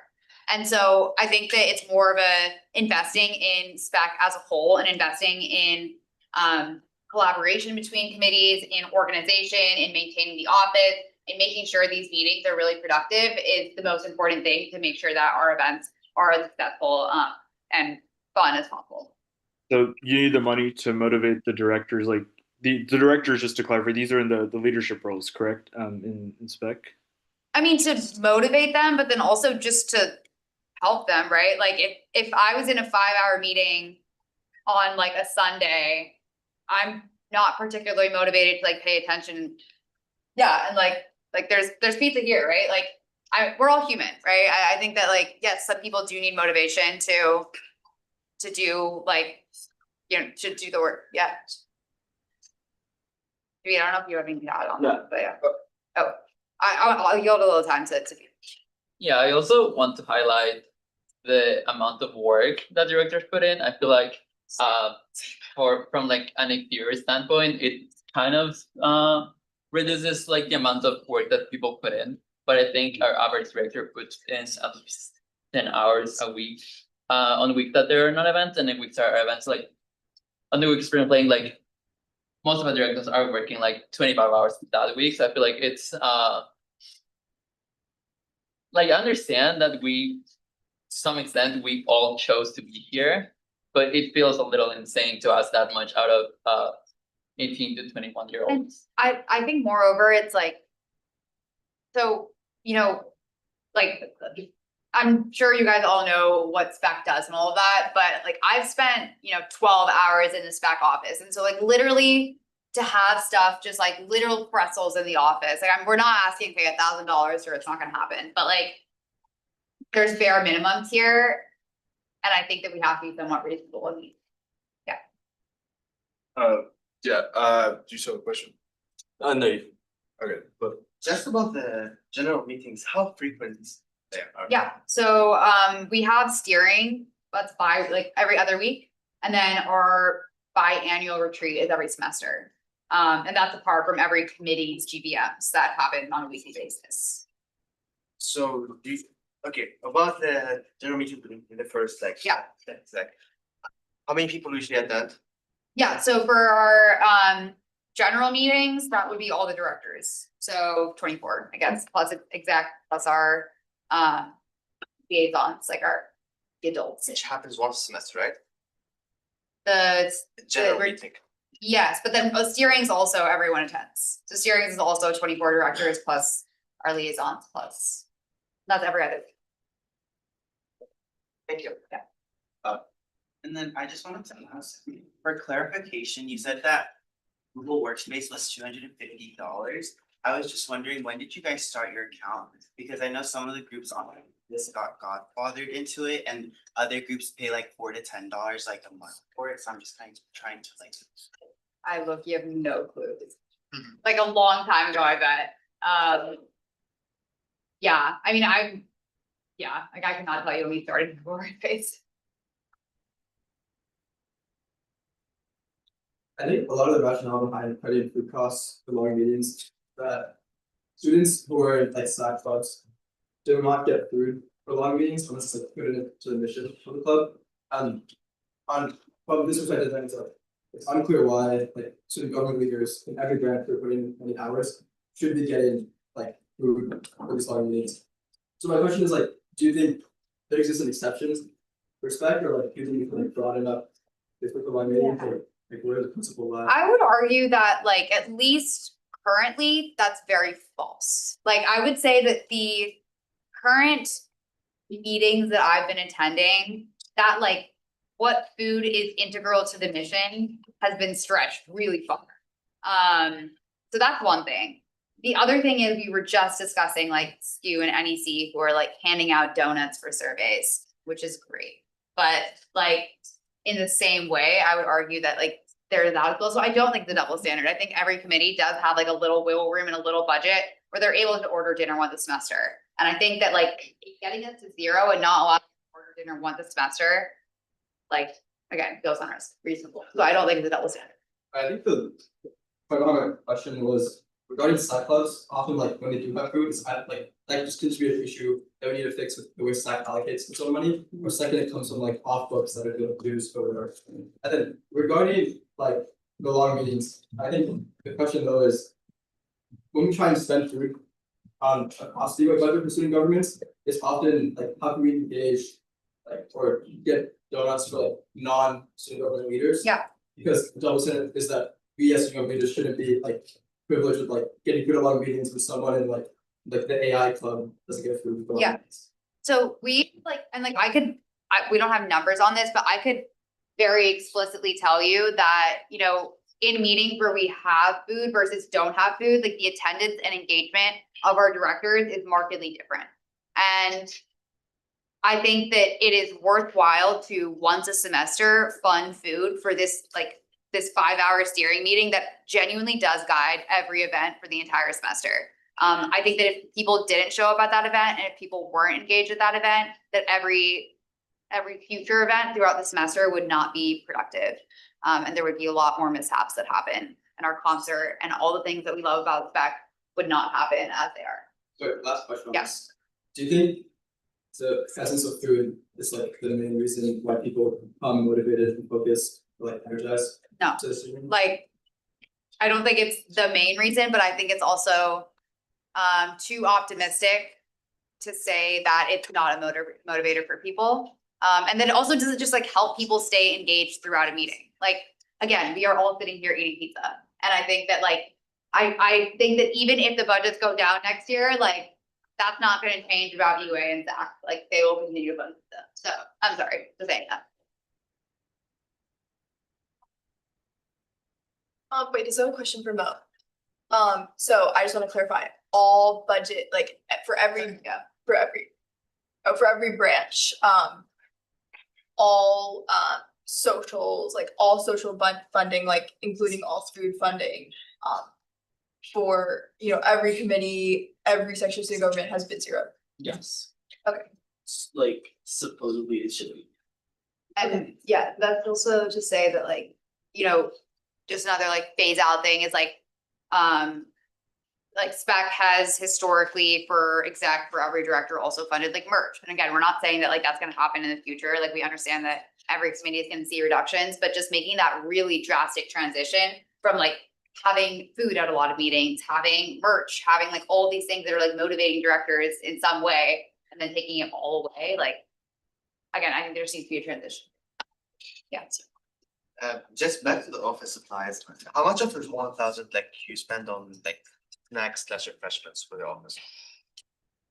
Probably like in a whole year, Yeah, probably $200. second, like going back to the food / merch topic. Yeah. Do you think that spec will not be able to perform as efficient as we are performing now without foods? Yes. Merch? I think merch is a separate conversation, like, we're not trying to fund merch, right? But, and we're not, and we also have been very cognizant of like, we're not trying to have food at every meeting. Like, we don't have food at every steering meeting, we don't, like, I would say we do food like once a month at this point, right? Like, and I think it's really important at that biannual retreat, and I think that if we completely nixed that and didn't have any food, yes, spec would not operate as it does now. 100%. Hi, sorry, I'm behind you again. I had a follow-up question to the question I asked about. So, in asking for money for food and for like other, you know, operational costs. Yes. This is something that we like zeroed across the board because we were sort of what we felt the rationale was like we sort of felt we were forced to, going back to Musab's point. So do you feel that this is like so integral to your operations that that is like essential to like the identity or the like operations of spec, or do you like sort of contest like this sort of universal policy of removing socials for like or social funding or like food funding for every brand? Yeah, I would say it's particularly for spec, I think for two reasons. One being just like the amount of commitment that goes into spec relative to some other branches. Like, I'm not gonna like call out any other branches, but I think like spec directors and spec exec puts in like a lot into, you know, like a lot of hours. And so I think in that way, food's really important.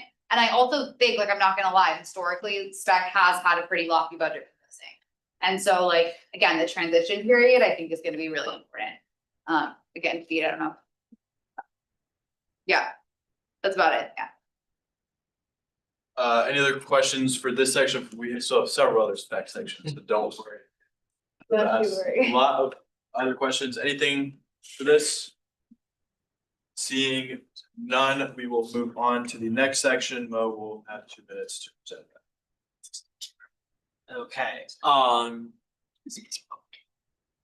honestly, similar rationale, just the advertising and the internal programming. Yeah. Was cut off, the rest was allocated as your wishes. Yeah, so what I'm gonna say about concerts is advertising is a must here. Like, this is not something that we can really argue on. Like, there needs to be posters that are up around campus, and moreover, there needs to be posters that are up around the city, right? Like, concerts generates a really significant amount of revenue for spec as a whole, and we advertise throughout the city most of the time, which is almost always open to the public. Right, again, I know that like our budgets are supposed to be used for the undergraduate experience, but the revenue generated by the posters that are around Philly is contributing to the student experience. We wouldn't be able to bring in the headliners that we do if we didn't have that broader Philly community. Social, right, like it's the same rationale, but frankly, like concerts has historically never really been able to afford GBM food, period. Like, that line item of like internal, literally just like it ends up becoming something that like gets looped into like they overspend on another category and they just have to take it from there, because like concerts is always running like nickel and dime. Like, you think that concerts have so much money, like no, like there's no leftover in concerts. They're always requesting contingency from exec. So like, if anything, like that's just like a buffer for them. Like, they literally will never fund GBM food. If anything, like maybe day of show, they'll, like the people that are working from like 8 a.m., like not even 8 a.m., like 6 a.m. until like 2 a.m., like, yeah, they get some pizza that day. That is anything that's what that goes to. So again, like, I think if anything, like they need some of that buffer room, they need some pizza for working nearly 24 hours. And they definitely need the advertising budget. All right, questions from UA members to Silva. Yeah. I guess I was curious about like how much revenue does like, I guess like the wider Philadelphia community like generate for spec concerts? Do you know the percentage between? We don't know. Do we get a number low key instead of a percentage? Oh. Or Wait, as in total revenue Or like, or? like a rough, a percentage might be fine then. The other I thing don't think. we can do, if it's gonna take you a minute to pull up, if Mo has a response, we'll do that, but also we're gonna have 2 more meetings. The next meeting we'll have amendments, so if, you know, there's some of these questions that we've asked about like the Canva and all that, if you could bring that information to the next meeting. I don't wanna take up like 10 minutes trying to find this percentage. If you can find it quickly, then go ahead. Yeah, no pressure, I'm so sorry. Did you have something to say? I was like, are you asking about like number of tickets sold, I guess, like to So- non-UA, Penn students? Yeah, I think that, yeah, like number of tickets or just amount of like revenue generated. Just because So- what's it called, like, I do agree that I think especially like reaching out to the community or not, the Philly community is definitely important. I just wanna see how much return you guys get for your advertising. An estimate for concerts would at least be, so like 400, at least 400 tickets, I feel like. Or what? 45, that's the general audience price. 15K at least. And where would you say some of that 15K goes? Oh, I'm sorry, I don't know if I. You can go, keep asking. And like, I guess where does that 15K go? To the expected revenue. Oh, okay, perfect, my bad, sorry, I missed that. Thank you, King. Yeah, I know in your speech you've said that advertising is a must and, you know, printing is a must, but I'd like to pick your brain a little bit. Let's say like, you know, printers didn't exist. How would you like go about advertising? Because I do think advertising is important, but it can definitely be like achieved in other ways other than. So I'd just like to hear it Right. out. Frankly, like, I don't think that's a reasonable question. Like, printers do exist and people rely on print advertising to spread the word. So, sorry. That's. Just I have a question first about the attendee experience line. What do you mean by that? Like what- Attendee experience. Yeah, so attendee experience like goes towards things like the glow sticks that you have at the show, right? Like those types of things, or like, what are some other things that I would fund? Like, you know, Yeah, it's glow stick decorations. yeah, We've tried what's the name? like inflatables. Yeah. Yeah, like things like that, like just everything that like decorates the stage, like all of that, right? Like I think that stuff is important. Again, like adding to the overall experience of like this concert that we work year round for. Why isn't it included in production? Well, production's a whole different thing. Production is like the stage itself, like the sound, the production of the show, you know? Okay, following up on that, like we have not been funding like the attendee experience for like 2 years now. It's Yeah. the first time we're funding it. How did you go through that? And like, is there a possibility to not fund it this year to fund one of your other needs? So again, like that attendee experience, like, again, it hasn't been funded on the budget, but it comes out of another line item, right? So it's not that we don't have it, it's a matter of like making sure that the budget reflects what we're actually spending. I think that's like more worthwhile of how we should actually be allocating. So again, like regardless of whether it's spent or not, like, okay, then maybe another cost goes down, right? But like we still have to fund those things. So I think having it reflected is important. Going back to the printing topic and posters, all of Penn is like having the goal of like to be more sustainably like aware or like more like ecologically friendly. Yeah. Like what's specs like projection? When will you move directly to posters like to digital? Because honestly, I've never like I know about spec through Instagram for your digital work, which is Yeah, amazing, but yeah. like I don't think posters at least on campus have that impact. Yeah. To have budget for that. Yeah, I think spec is like special in the way that we're advertising across the Philly community, right? And so like the general Philly native is not following spec concerts on Instagram. And so I think that's where it becomes really important. when would we transition to a fully digital campaign? Like, I couldn't tell you when like America transitions to a fully digital, right? Like we were talking just with Skew about like this older audience, for example, right? Like I think it still is important to get a wide variety of age groups and of communities involved in the concert. And I think print advertising is really important for that. One final question, I'm sorry. Sure, no worries. If you would cut like all of your attendee experience, since it is already covered from other lines, and like funds the printing, would you be fine like with that? So I think what the more important thing there is that like, yeah, you can cut the attendee experience line item, but it's just gonna come out of another line item. So it's like, we're gonna still do it. Yeah. Yeah, and I think on that, is it? Yeah, it's 1,500, which amounts at the end of the day at like what, 30 cents per person when it comes to the. Yeah, like. Yeah, it's like, it's again, like, I think like, it's not fair to be, like, concerts has historically, again, like, not been able to fund any social budget or any GBM budget because they're funding things for the broader student community, like these attendee experience glow sticks, right? So like, rather than providing for themselves, like they're providing for the student body, like as they should be. But I don't think it's fair to then again, like completely just take that line item out and like expect them to pull attendee experience out of another line item and decrease their other budgets. Thank you. Yeah. Yeah, sorry. My question was like historically, has the 1,500 always been used towards attendee experience? Because like I'm a sub chair this year for attendee experience, and I'm like, to my knowledge, in past years, like we have never gotten 1,500 or spent 1,500 on things for attendee experience. We haven't gotten that line of it, right? We didn't get that last year. Okay. But in the past, like when we did have it, like yes, it was. Yeah. I'm not sure if it was mentioned before, but I'm just curious to know, where do you typically put up posters and like how far independent you? Yeah, so we have like a whole postering initiative when it comes time to run the concert. So we go like as far as like I posted in like Old City before, like at cafes and stuff. Usually like cafes, like literally anywhere like that'll let us put up a bulletin board. We have like a quota for a lot of our GBM members as well, like how many posters you have to put up in the city. We make all our directors do that. We make all the GBMers do that. So like we print a lot of posters for concerts specifically. Yeah. I don't know if this is a silly question, but do you know for a fact that all of those posters do get put up and in kind of like effective places? Yeah, so we require GBMers and directors to take pictures of where they're putting them up and we evaluate those. I have a question regarding the talent budget. I correct me if I'm wrong, like there's like buckets of like how much like you spend to attract assuming the caliber of artists.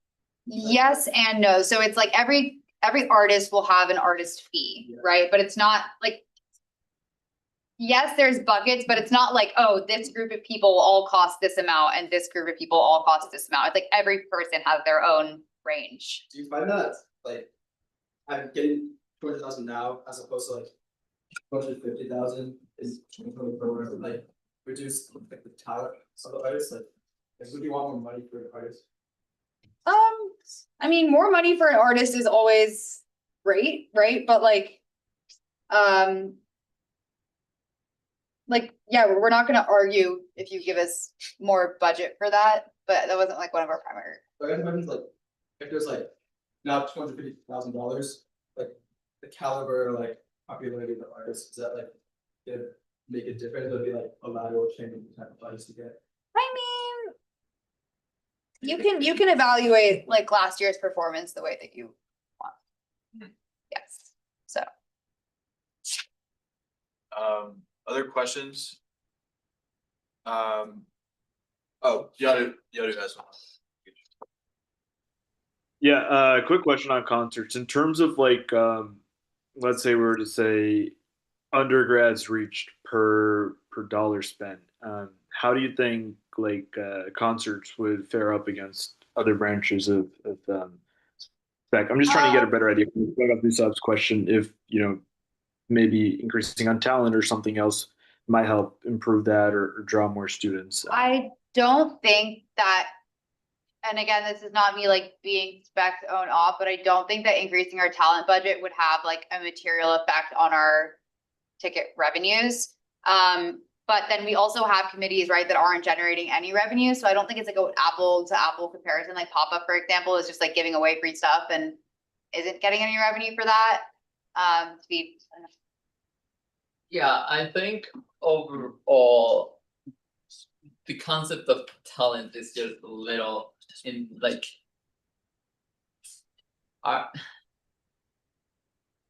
There's just so much that goes into talent. So it really depends on like the talent, the agency, how much they want to perform on campus. And it's like how, like, what connections we have to them. It's not like it's not like a 1-for-1. It's like, oh, if you spend like an extra $10,000, you're gonna get an extra like $1,000 in ticket sales. Like, it's not like that.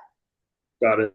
And in terms of like the non-pen attendees that make up the revenue over, let's say, the last few years, how has that number changed? Has that gone up, gone down, stayed about the same? You probably need to look into that. Oh. I will say, because of the Department of Public Safety and everything, we do have a cap on how many non-pen related students can attend, which if I'm correct, I think it's around 20% of total sales. And that really depends. You're right. I think normally, yeah, I think it has never gotten. Yeah, they have never sold out, but they do have a cap. Got it. And so okay, yeah, I don't want to take up time in terms of like the figures. Maybe that's something to talk about for the future in terms of how the advertising budget affects it. Because I did notice over the last 10 years or so, the advertising went up a little bit. So I just want to know how that might have contributed to getting more people into Spring Fling who might not have been part of the pen community, to kind of see how that paid off. So you're saying advertising went up? Advertising has been the same since. Well, I mean, we didn't get it in 2024. But again, that just means it came out of other line items. But before that, it's always been consistently $500. Yeah, a little bit before from some of the prior budgets on the UA websites. Like but, before 2022. Yeah, I'm just curious. Yeah. That spike because it used to be a little bit less before. If that led to. I think that's also a factor of like rising printing costs and that type of thing.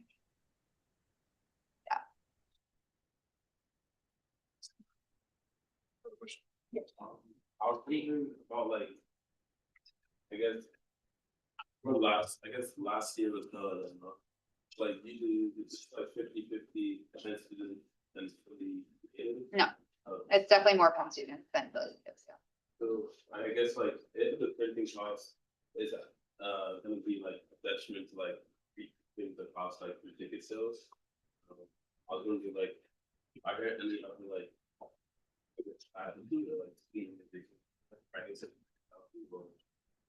the writing center? I don't think they would be open to like printing that many posters for us without like any incentive for them. And also like not to say that like we would only poster in the city, like we would still continue to poster across campus because I think that like it is really important for our ticket revenues, even for students. Other questions? Can you please expand on like the security budget and like exactly like what company that security is like provided to? That's just a requirement. That's like a DPS requirement. Yeah. So like what's the organization that you're getting the security? Allied. Is it Allied Security? Yeah. So we go through 3 types of security for concerts. There's Allied, there's what's the AX something, and then another one, CSC security. So they all do different things. I think Allied is primarily during the concert, then there's also security during the night of, because all this stuff is set up on Wednesday night. So there has to be security for visual sound all the way from Wednesday night until Saturday night that everything is lifted up.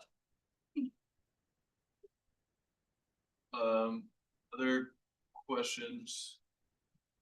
Anyway, yep. One final question. In 2024, as you said, you did not have like any funding for like advertisement. Do you have an idea how like did you manage that and like did that impact the like attendance that much? Yeah, so, I mean, 2024 also might have been a bit of an anomaly because, that artist was very popular, right? So like, our ticket sales were really good that year. But again, that does not, like, just because we got $0 for that does not mean that we didn't print posters, right? Like, that came out of another line item. Which frankly was probably their social budget. So again, like, yeah, but I think it was a bit of an anomaly of a year, because that performer was very popular. Other questions here? I actually do have one Yeah. question. So talent, I know we've asked this in years past, what usually do you spend, because I know you often have two performers, what is like the breakdown normally for how much you spend on the opener versus the act? It really depends. Most of the time, I think it's around 180, 190 for the main talent, and then Much less for the other for the opener. And concerts historically will almost always request contingency from INSEC to fund the remainder of their headliner and opener costs. So again, like even this $200,000 is historically not been enough. But again, like we're arguing for anything here, so. So, yeah, I guess if you're going to contingency for that. Yeah.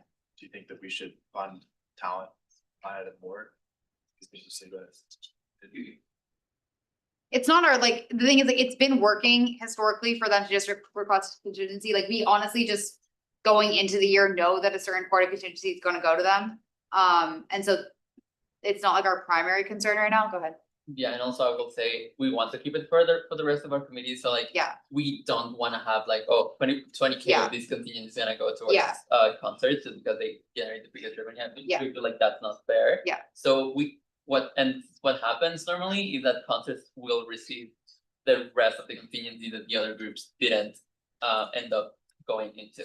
So that amount that concerts like can't happen to really depends on like what the rest of how the rest of spec did as a whole. And do you know like approximately how much that ends up being that comes from contingency? It really depends, it can be 10K, it can be, Up to 30K. Okay, yeah. any last questions? Nope. Okay, thank you. We will now go to spec con, starting with Bo, 2 minutes to present his budget. Wait.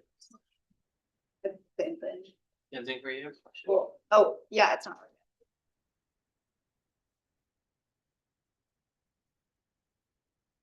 We move to after con and come back to it, I'll double check on them. Yeah, we can, All of them are like that.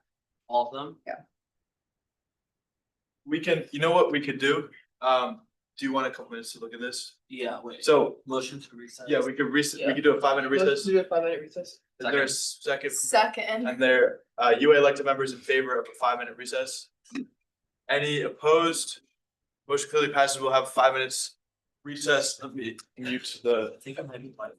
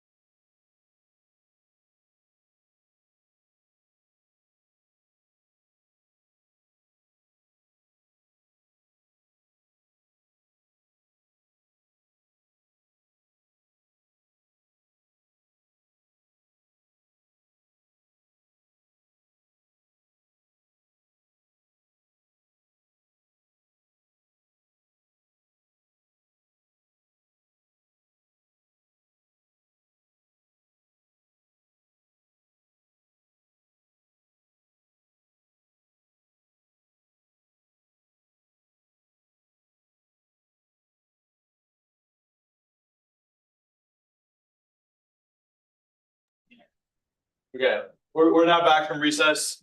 Yadu, we were on to, was it spec con that we're starting with? And we can quiet down the crosstalk, please. We'll have 2 minutes for Mo to present spec cons. Yeah, okay, similarly, all branches, posters, so talked about that, plus internal programming. I think that's the only difference. Yeah. I'm gonna give the same rationale as I gave for concerts, really about the same, like, Con will also advertise across Philly. Some of, I will say, some of Con's events are not open to the public, it's based on if the speaker is comfortable opening up to the public. But in any case that we can, we try to do that to, again, encourage ticket revenues. And also, yes, people that are working day of show, I believe should be allowed to have food for working like 10 hours. All right, is that it? Wonderful. Questions? Yes. Motion to. Second. Yep, any all elected members favor? Any opposed? That motion clearly passes. We will move on to. Sorry, man. So. Go, go, go. Similarly, posters and internal programming. Same thing. I'm sorry, I don't know how much to add.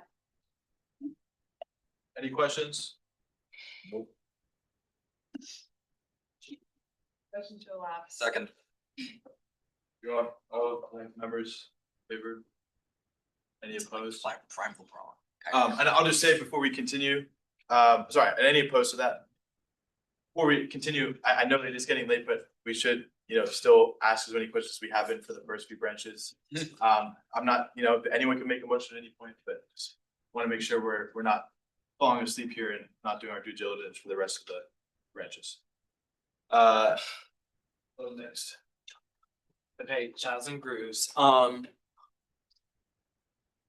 yeah, again, printing and social, everything else is the same. Yeah. Good. But do you have Oh, it's the same. Yeah. question? This is, I'm gonna be very frank, this is a very unserious questions. I feel like the food needs to be lightened up a little bit. If we gave all of UA's money to you guys, could you tell us who the spring fling virus is going to be? You're talking key, sorry. Hi, That's what? very young. I'll introduce an amendment to color funding. Okay. Motion to elapse questioning. Second. All elected members in favor? Any opposed? Clearly passes. We'll move to the next one. Sorry, Carol. Okay, Pax Hound, did internal programming, everything else was allocated as requested. Yeah, so the only thing I'd say here is that we introduced a expected income line item here. So that just reflects that sound does make money, so they pay their technicians for their time and labor. And then also they generate some additional revenue from the equipment that they're providing, and then that additional revenue is used to maintenance the equipment that they have. Good questions. Yeah. So are you asking for like an increase, or you're like contesting the like cut in internal programming in that pays for the technicians and their time and their labor and the We're just contesting the internal programming because the expected income is something that we implemented. Okay, and that was this year. Yes, our request this year includes the expected income. Okay. Yeah, and we were granted that. So we're only contesting the programming, social budget. Social budget, Yeah. okay. That's a good question. If they are getting paid, why do you need internal programming budgets? So they're getting paid for their time and labor, and that's their personal money, so they're like contracted through Workday. Like that's like their student job. And then the internal programming budget goes toward like building their community and funding their socials. Other questions? Seeing none, we'll go to spec pop up. Okay, spec pop-up. Also just internal programming, everything else is allocated as requested. What I would say about pop-up is, yeah, I mean, like, the request is pretty standard. We increased our facilities request, just to reflect the fact that, like, that's just historically reflected what they actually end up spending, on facilities, because they provide food at their events. Any space that they rent out does require, like, the housekeeping fee that, like, Houston charges. So that's what that reflects. They got rid of their decorations line item, and we actually decreased their giveaway item. Or sorry, we just, like, divided the food and items budget, but we were allocated what we requested. Internal programming is consistent with other branches. Questions? There's no questions, we will move on to spec. I'll say one more thing, actually. Sure.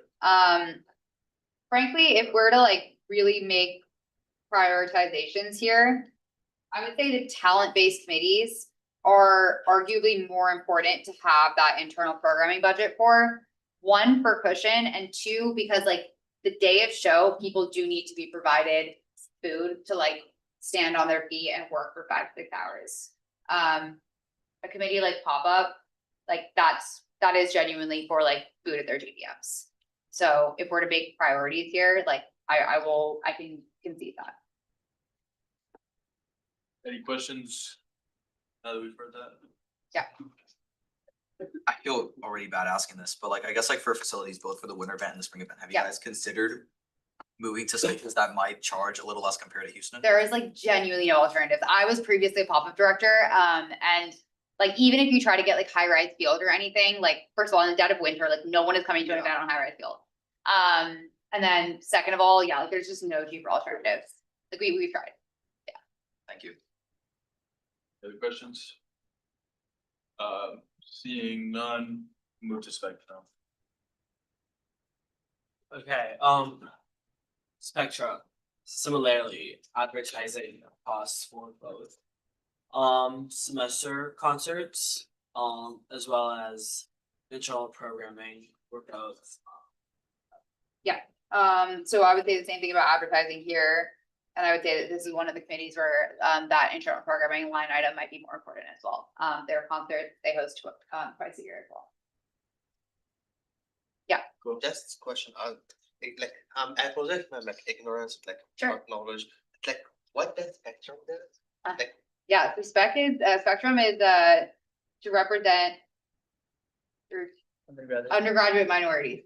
Yeah, so they host concerts and, campus-wide initiatives that kind of encourage, like, diverse communities to come together, and they, like, host, like, the concerts specifically are tailored at, like, marginalized communities, I guess, or underrepresented communities for the artists themselves. Not a very good description, but. We remember the public, just someone want to yield time. I'll yield to Mukhtar. Yes. Sorry if this is a stupid question, but it's kind of twofold. One is are you making the exact same argument for all the spec subsidiaries that we need more advertising money because it's critical to the function of that civic group? And two, has it ever been considered in what manner could spec centralize advertising marketing for all of these groups? Maybe like a website or some sort of way where it's not, okay, each group gets their own advertising, but pull resources together and allocate accordingly. Yeah, so Spec does have a website, but I think these costs are associated with printing costs. So if you wanted to add all of these up and put it in exec budget, that also works. But this is just a matter of accounting, right? Yeah. Other questions? why would you need advertisements for Spectrum since They host concerts. but you just said they are more for the pen community. No. So they, as in, it's not like for the pen community, so the artists themselves are coming from underrepresented backgrounds too. So your target is also pen and fitting. Well, it's Philly so that we can get revenue for Penn students. That just increases our revenue, right? if more people come. Other questions?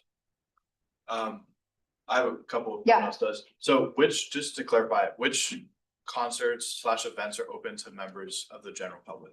So it should be, so it's all of the concerts that we host. So that's Trum, that's J&G, that's Film and Con is based on if the speaker is open to it. So that's like a matter that we work out with their agent.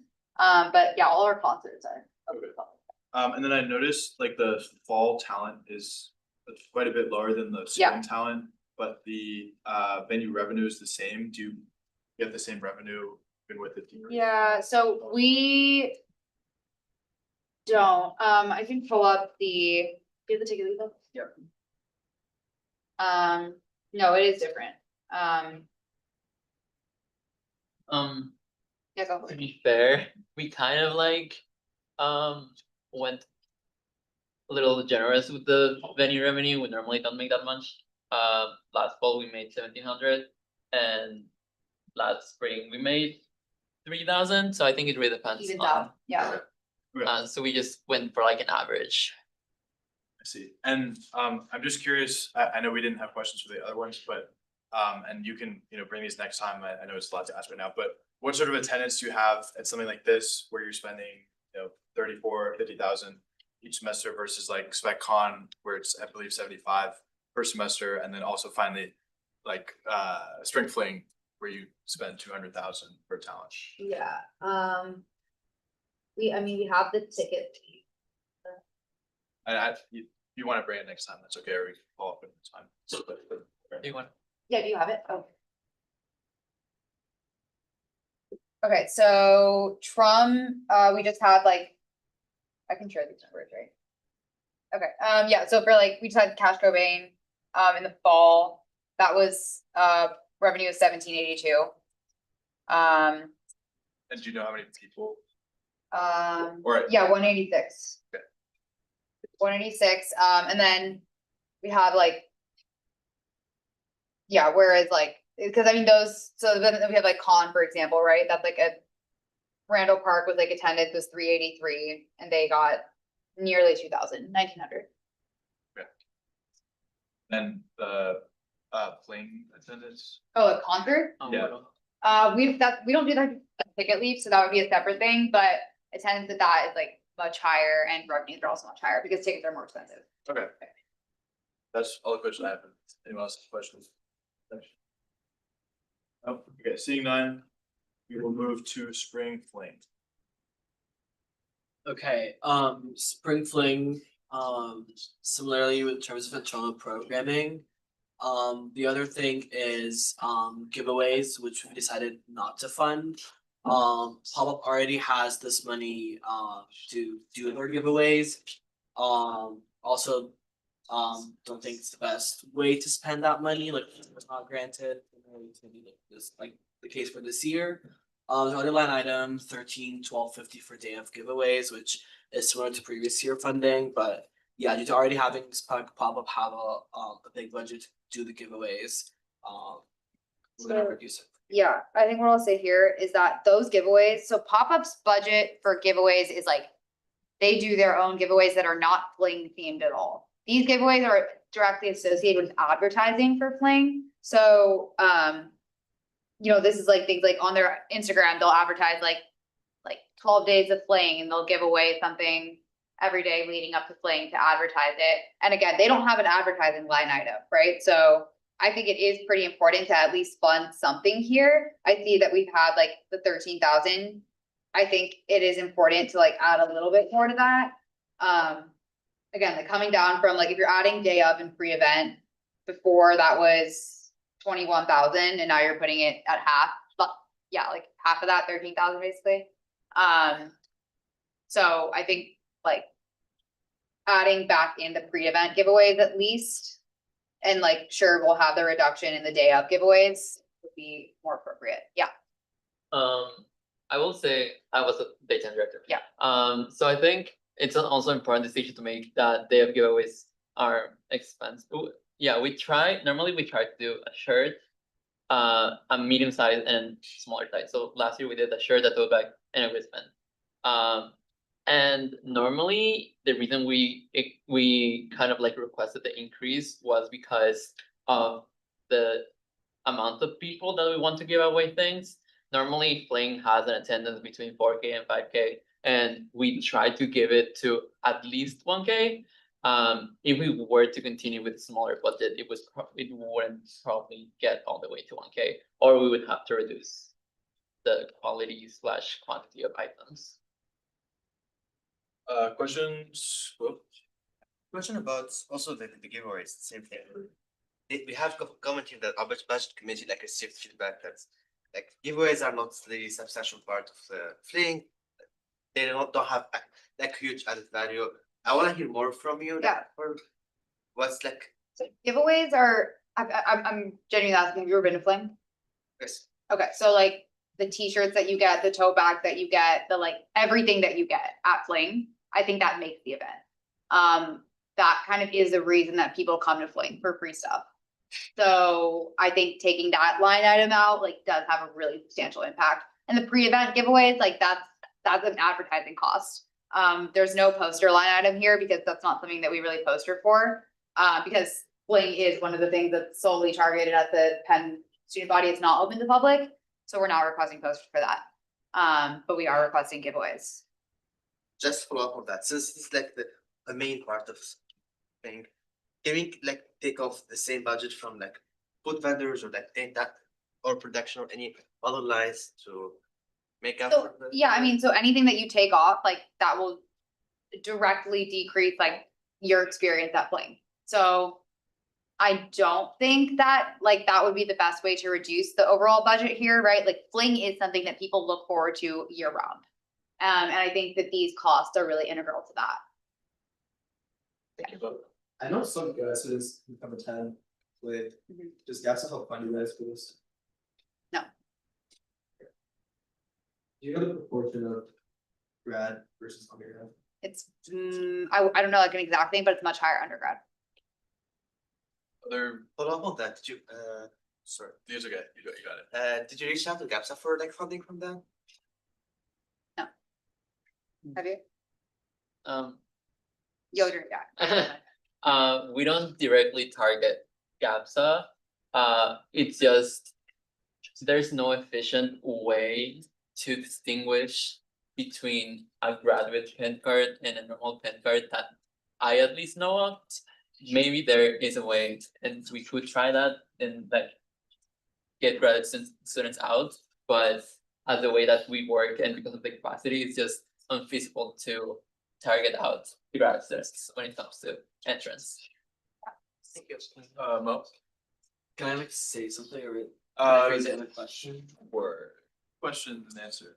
Okay, so I think like another perspective to look at things is like not that we want graduate students out, instead, given that only undergraduate student like general fee dollars are going into like Spring Fling and other events, then if it's gonna be open to other like groups of people, I guess it would make sense for them to, you know, maybe have some sort of contribution, don't you think? Another question.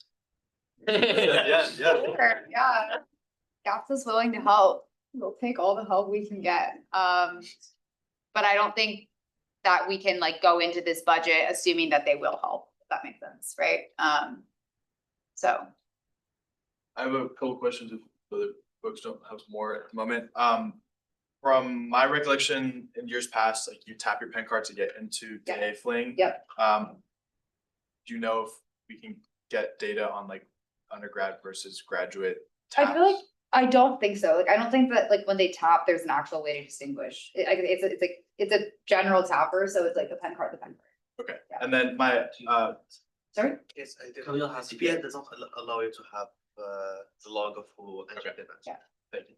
Follow-up question, last year we talked about daytime production. Yeah. And unfortunately we had the amended budget after the cuts, but we were gonna cut some from the daytime production and put it towards talent for Spring Fling. Right. And so just wondering what that daytime production cost is going towards. I know it's increased significantly in the last like 3 years. And if you could have any wiggle room cutting some of that, putting it to, it doesn't necessarily have to go to talent, but some other aspect of your budget. I think those are kind of like bare necessities costs of like, you know, the stage, playing and all that, right? Go ahead.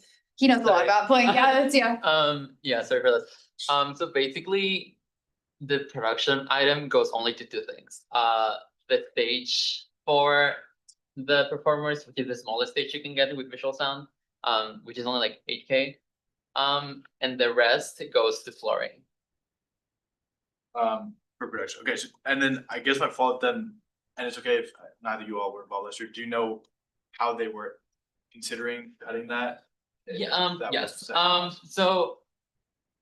It's hot, like, this is a conversation we have in spec every year since we've moved to Penn Park, is that athletics requires to have flooring to protect the turf. The flooring is put on Wednesday night and taken off Saturday night. So it's used by both events. So conversation that we have every year is what's gonna be the distribution between what concert space and what daytime space. So the reason that production could be moved from playing to concerts, it's mostly because technically we just split the bill in two. This year we're going with a 10/90, like daytime paying 10% and concerts paying 9%. So if we were to decrease daytime, like that would happen, but it's just gonna increase the price for concerts. So like, sure, we could do that. Okay. In a way, yeah. And also just to clarify, none of the, because I believe for daytime fling, it's all like student groups that perform, Yes. and none of them get paid. No. And then finally, and I know this is probably not you all, but I believe it's Visual Sound that we have a contract with. Do you know how long that contract is? If They were considering, kind of what considering recontracting with Visual Sound this year. We haven't heard any updates on whether that's gonna happen or not. Okay. But we don't have a say until then. Do you know if there's a competitive bidding process for that new contract? Um, Not trying to grow you, but I know this is not. I think there definitely is a bidding process going on. I can't say like how competitive it is. Yeah. But yeah, we're not certain if Visual Sound will renew. And final question, because it's work that we can do, what department like oversees that contract? And department? OSA? I think it's the same one that does like all the other, like the reason we do with Allied Security. I don't know Yeah, exactly which department it is. Okay, alright, what, I'd love to do it. Yeah, we can I know talk they haven't seen. Any last questions, Chloe? Just what does operations include? Operations. Yeah. Sorry, it just, I worked with the budget for 2 years. Operations includes, golf carts to move everything to the field. I'm trying to think of this. We just talked about it yesterday. Walkie-talkies, everything of that sort that needs to be there for, playing. It's So done every year. we decreased, oh, and also everything that's like electricians, everything that's labor that goes into Penn that is not from students. So electricians, trash, the porta potty stuff. So yeah, so basically everything that's labor that's not done by students. Thank you. Any other questions for Blaine? Seeing none, we will move on to the next section, final spec section. At best. Just marketing costs. It's $100. I would really appreciate some posters and some stickers, like the little stickers that you get at Spec Fest. Aren't those cute? Like, don't we like those? Don't we like the posters? Like, yeah, it's $100, guys. Like, please, like fighting for our lives here. Any questions for this section? I don't know what no one else says. How, just curious again, Yeah. attendance for this. We have numbers. Somewhere, yeah, but it's between 1,800 and 2,000 to a little bit more than that, depending on the year. Okay, thank you. I can get it. Any, someone yield to, any elected member want to yield to? Yeah, go ahead, sorry. Maybe this was mentioned and maybe I just wasn't paying attention because I don't live here. Is the percentage change right? Is that 0% or for all of them or? No. No, we will update. Okay, so just tell me, is the only change just the marketing that went down to 0? Yeah, from the request to what was granted, it was just the marketing. Okay, thank you. Any other questions for back fast? Seeing none, thank you so much. Wow.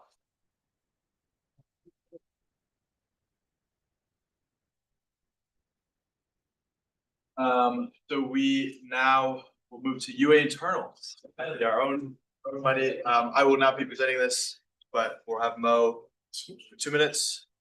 Oh, No, you go. So, excuse me, guys. We need to listen up. We're almost. I'm not gonna say we're almost done, but we're getting closer.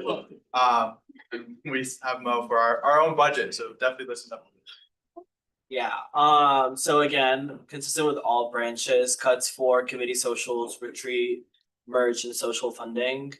The main thing to note is the increase in airport shuttle allocations. So the service that UA has been running for years and years now, and it's helped so many students at Penn. Previously, we were getting funding for it, which was helping us run the shuttles. And in previous budgets, we were like also expected to like allocate most of our profit/revenue back into it. However, with recent years, as noted in the comments down here, business services are not able to support us anymore. And there was also a massive increase in the cost every year with those shuttles. So in order to make sure that we can fully run the service next year and operate it, yeah, the funding was requested and allocated. But yeah. Thank you. Ben, we'll have 5 minutes to present.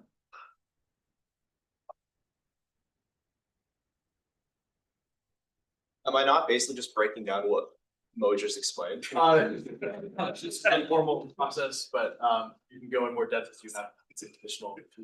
All right, sure. So as Mo said, our internal costs are like the only change that's reflected in internal costs is the change in airport shuttles. Across the rest of our spending, we see the administrative costs are basically zero aside from website hosting. Most of the operations like legal services and the photo booth service have been cut down. These are services that we provide to the general body that we think are very helpful. If you guys are wondering why there appears to be an increase, that's largely because the airport shuttle service, which used to be funded by the school, is now funded by us. So we are kind of subsidizing that process. If you were to omit the airport shuttles, our funding would look more like slashed by about 50%, but it's because we are subsidizing that to allow it to continue that it looks as it does. And I'd be happy to answer any questions. Yeah, you did. I guess I was wondering if you could explain the $900 increase for marketing.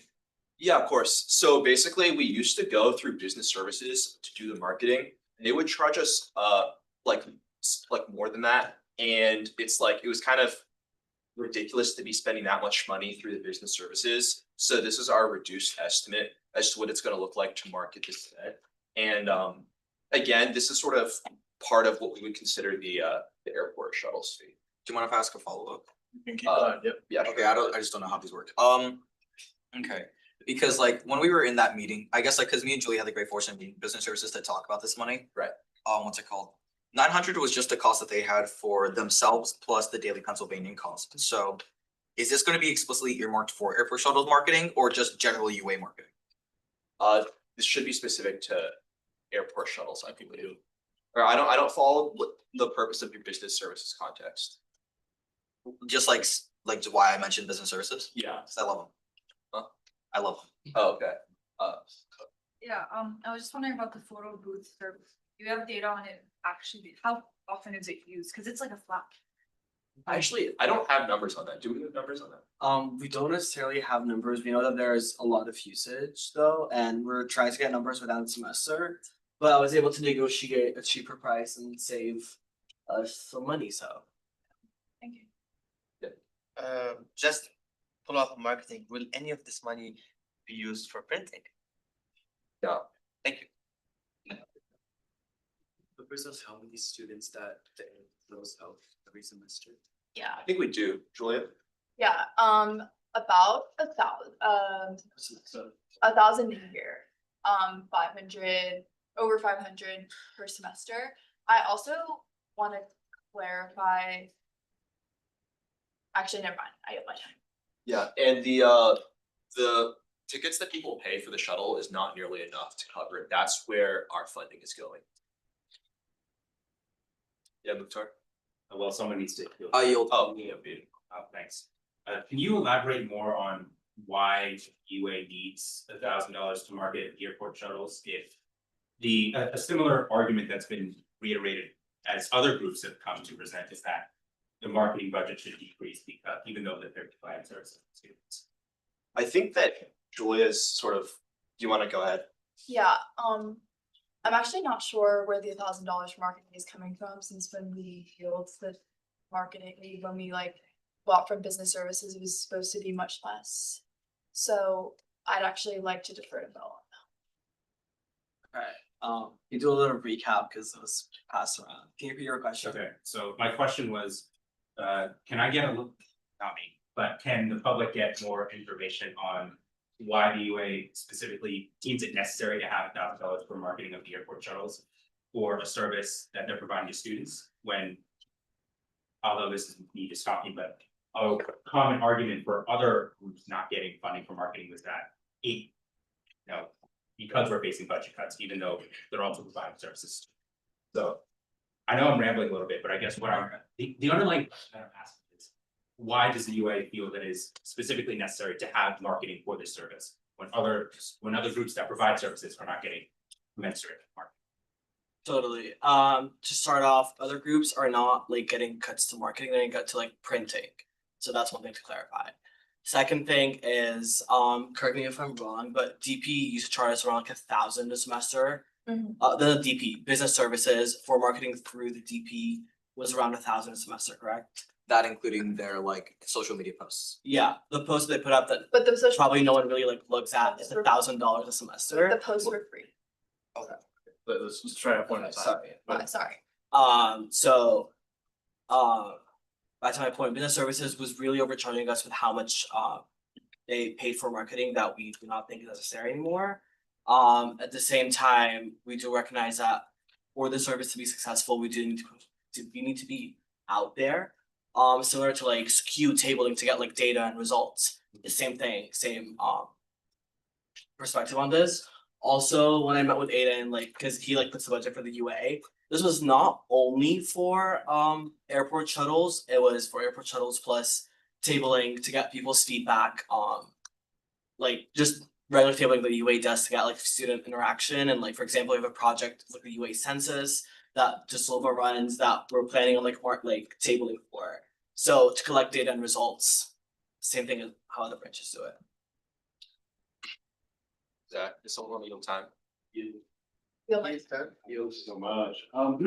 If you all are, the funders of student government, why are we funding collection of student data?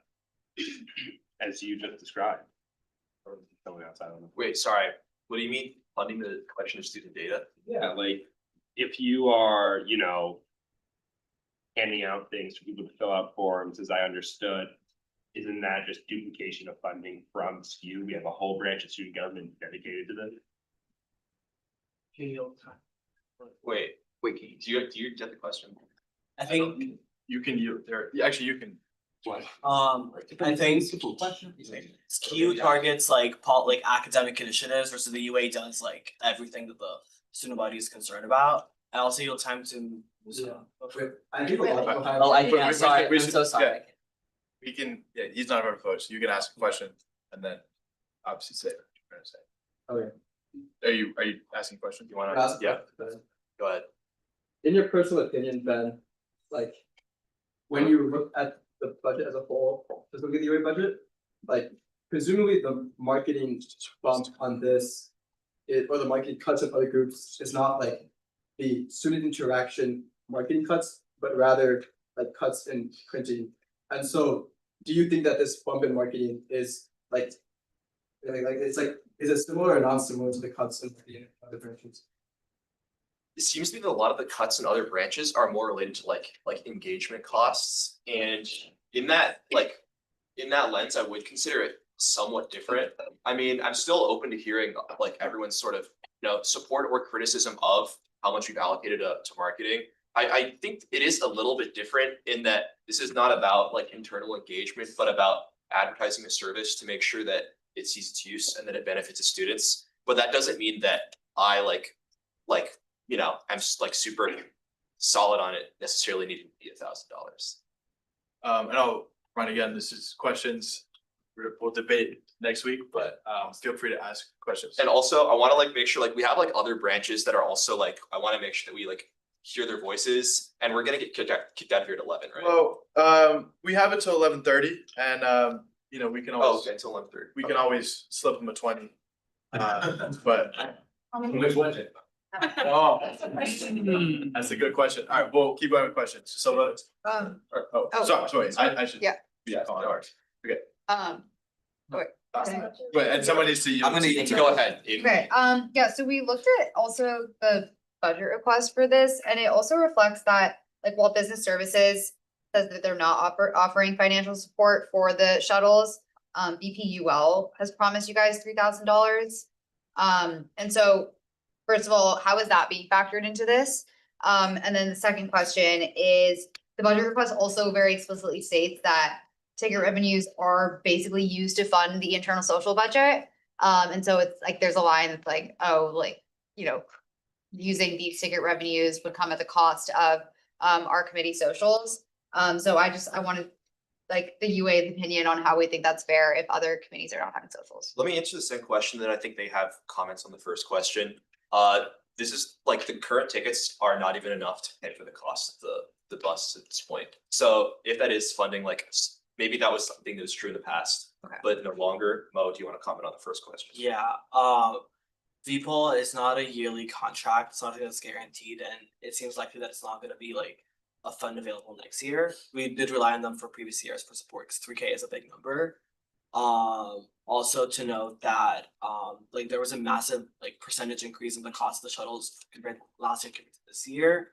And in our math, like if it's gonna cost, let's say 12K, we did not like fund ourselves 12K because we're expecting to put like all of the profit or revenue back into it. But also we can't like we're trying to be like taking a safe percentage of how much tickets we can sell, because there's no guarantee every year, because there is every semester and every year. So that's how the math is factored. But this was not like the 8,000 allocation does not fully fund the program. Julia, did you want to add something? Yeah, I just want to say that I run the airport shuttles program, and I've negotiated with VPOL and with business services. And I understand like how much and I've even like put my own money towards like advertising to this and like buying munchkins to table. So I understand like all of your concerns. Like I understand how hard it is like funding your own initiatives. I think in terms of the line item for airport shuttles, we have to fully fund the program. I'm hopeful that the next secretary can find, better ways to advertise to reduce those costs. But I do think after our meetings with business services, cutting the cost of advertising is paramount. And we did survey the body, and we are not sure that we will like put it in the Daily Pennsylvanian anymore. So we understand like your concern. We're trying our best to sort of accommodate this program that helps so many students. But yeah, it's really hard to like advertise and push your own initiatives. So Just for transparency, can you just explain what legal services like line mean? Like what's the program and how high demand is to spend like $1,000 on it? Well, the fee is basically just paying for a pro bono attorney to like provide legal services to students, like generally international students in need of it. I think we spent is it correct? You can also yield if you want to. Oh, wait, sorry, then I'll yield to. Yeah, so hi, I run legal services. We need this money, we actually need a lot more, but it's okay. It's jointly funded by GAP, so we've seen a very, very large increase in students wanting legal services consultations. We currently have budget for one more consultation, like it's and this is for the whole like academic year, so it's very, very in demand, and we're actually looking to get more funding from GAPSA, so it is being used by students. It's free 30-minute consultations for all Penn students, grad, undergrad, across the on any legal, but Wait, does a graduate student? GAPSA funds as well, and actually GAPSA funds more than UA because a lot of graduate students use it, but a lot of undergrads. About fucking time, sorry, Oh. I guess like, actually, I'll ask the question, then I guess you can delegate some out. I guess I was curious about the financial situationship that we have over the Iris photo booth, because we've had that in career services now for, I wanna say, over 3 years. Why are we still paying for this? What is the situation that's surrounding this booth that we're still paying for it? If it's not been institutionally now part of career services where they now advertise it, like using our service and advertising it as their own. So like, I guess, what's that financial situation and why can we not say like, have them cover the cost and delegate that like $2,000 for like marketing for like spec? Okay, so you're asking like, why are we covering it instead of just? Yeah, I guess why are we still paying for it? Well, do you wanna go? Yeah, so. That's a very good question. I think initially the project started as a UA member proposal and Which I think came out of the reserve fund. Sorry. it came out of the reserve fund a few years ago. It's been used by a lot of students. We actually put up data, what was it, 466? If you yield. I can yield time. Yes, I'm not the, just to clarify, I'm not the designate, so I'm yielding time. We do have data from our October 2nd meeting this fall. Michael from Career Services said that there were already 477 sessions that semester, so this is like end of August through the beginning of October, and there were 5 private bookings that semester as well. And I know that we've negotiated down the price, and hopefully that can continue and they can further take on this cost themselves. So as you can see, the numbers support a lot of students. And goal is to ultimately like not fund it and have career services fully fund it, but with all big like numbers and especially with university cuts, like it's hard to transition the cost, so it takes time to like get to that stage, but we've started it, so we'll see. I agree. I guess my question was, why are we paying for it? Like, what is it about the booth that we are actively paying for? Are we renting it? It's the I can. Yeah, I guess it's So, account. so we also asked this to me, we pay for the software. I don't understand, I wish they were cheaper, but we pay for the software, pay for equipment, fees and like insurance on it, maintenance. They need to be upgraded. They routinely update the software and clean the cameras and make sure those are operating. So it's like the equipment fees, it's paying the people to work and maintain the machines, software. So it sounds like maintenance costs is what we're paying this $2,000 for. Software. Do you know if these private bookings that career services has been doing that they're getting paid for? Or are they free for students? These It's private free for bookings? I think it's free. Private bookings, so like, okay, Yeah, because like charging students, no.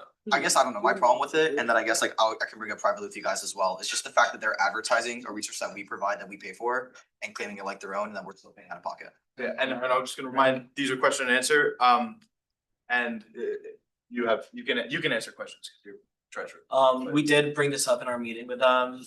We actually have our sticker, our logo on the machine now, so.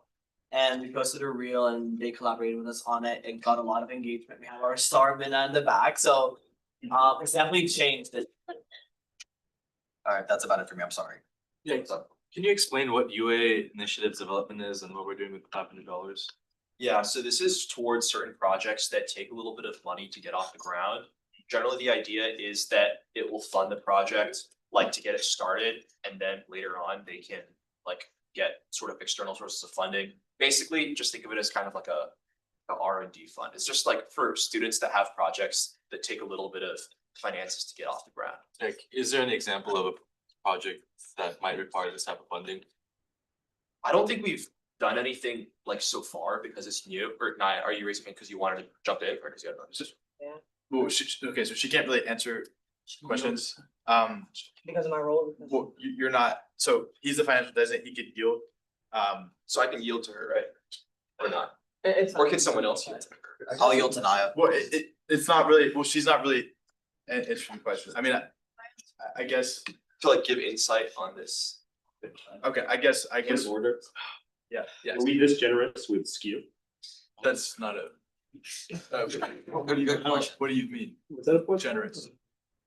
But what's the point of order? He's basically saying you're being disingenuous, not disingenuous. Jesus Christ, man.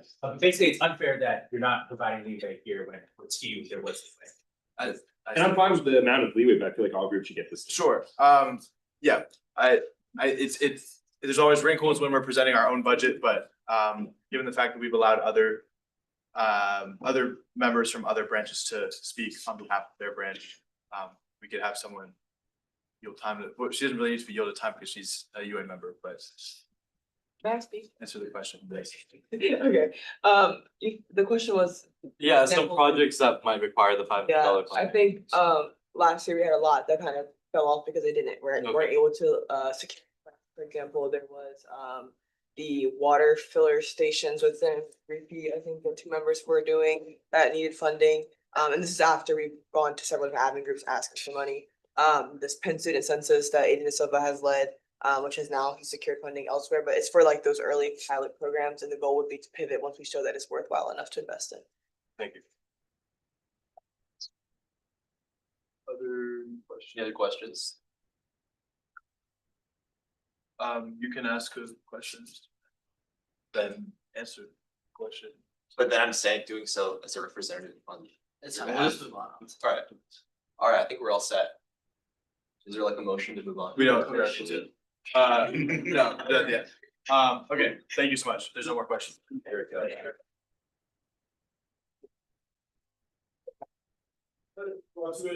For Mo.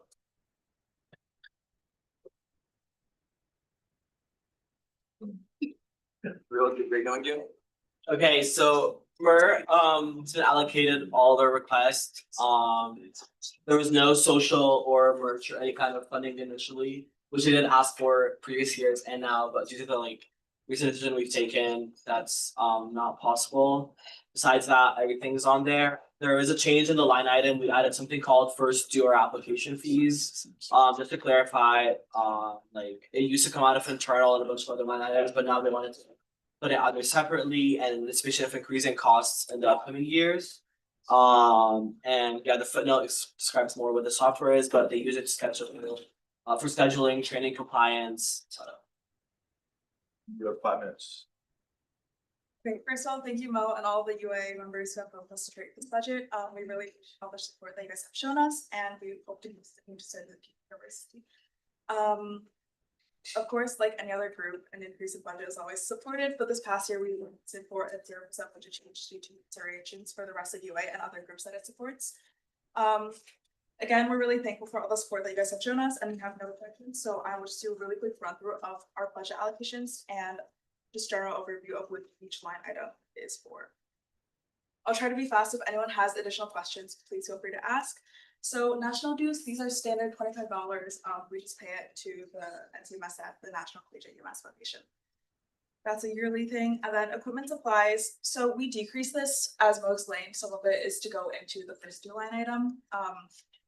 That's an application that we now use. It's a centralized location for all of our scheduling, our rig checks, our work orders, among a lot of other things. So our equipment supplies did take a little bit of a hit from that, but as of currently, equipment supplies accounts for everything that supports our daily operations. That includes things like onboarding members and getting them their background checks, as well as reciprocity transfers, bikes, bike checks, bike repairs, replacements, other technological updates, and for our faculty advisor requests, some other additions to our current headquarters. On top of that, we also fund for drill and also for member recruitment. Our website hosting fees, $250, that's from the past, what I heard is standard for all of UA. Our internal fees, these are less operational items. These are more for training and internal things. So trainings and general supplies like headquarter cleaning and maintenance fees. And then community outreach and publicity, as I'm sure everyone here who was harassed by MERT today knows, MERT is not just an EMS agency. We also do a lot of outreach into the greater Philadelphia community. So we do things like CPR trainings, Narcan trainings. We go to the correctional facilities and we teach them. A lot of this is the cost of getting our members to the correctional facilities, as well as items for publicity, outreach, and tablings. And then travel and conference fees. We added an increase to travel and conference fees, but that came out of a decrease from our other items. This is solely due to the fact that the conference is just getting more expensive every year. And I think there's a footnote that says that this cost is to bring our $400 per person down to $125. And even with the 4,000 allocated this past year, all of our members still paid approximately $150 per person.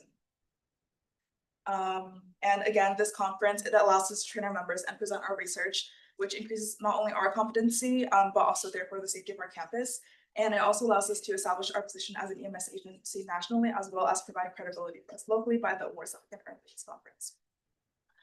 On top of that, the last thing is the first due application fees. As Mo explained, this is our new line item, and it's just a place that we use to schedule people and do all the rig checks on other items.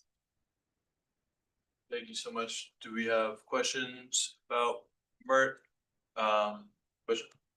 There's some quick questions. From like 2022, up until like it's 2023, there was like a very high revenue of like 500. I asked why there was like a very significant. Yeah, so originally we were funded, part of it was funded to our members themselves. And as of last year, approximately, they said that we're actually not allowed to do that and they didn't realize. So they've cut our funding from that. Question, yes. Just a quick question, about the 2,000 like application, first your application fees. Is there like any other like more like budget friendly options? This is actually one of the cheapest ones that we can find. We've looked into other options. We've looked into Alatech and ESO, and those are around 4,000 to 5,000 a year, which is a lot more than, yeah. I have a couple questions if there aren't any. So just to go back to the revenue part, and I'm sorry if I didn't understand. What do you mean it was being paid to members? Yeah, so to my understanding, the 8,000 previously was, we got some to us and then some also to our members because we were paid through Workday. And where was that revenue coming from? Standbys, sorry, we stay at Okay. the staff normal shifts and also standbys. And standbys, that's like when you're like Pen recommend, okay, Pen okay, LIBOR. okay. And a few more questions. Do you guys have Penn like varsity teams games? Do not. Do you know who does? I'm not sure, but you've never been asked to. Okay. Next question. When, like, how much overlap do you all have between AR1's deployment and your normal operating hours?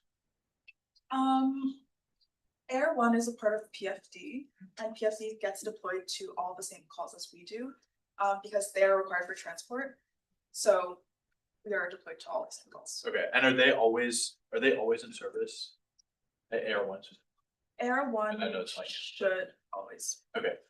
And then other question, I know, and this is also maybe before your time, but a few years ago, we allocated, I think it was like possibly 75,000 for a vehicle. I know Penn said that like they didn't want you guys to have a vehicle. I'm just wondering, are you working on getting a vehicle? Has there been any movement with that? Yes, we are trying to get a vehicle. The problem with our advisors right now is that we don't have permanent housing, and that's their pushback against us having a vehicle because we also don't have parking at the moment.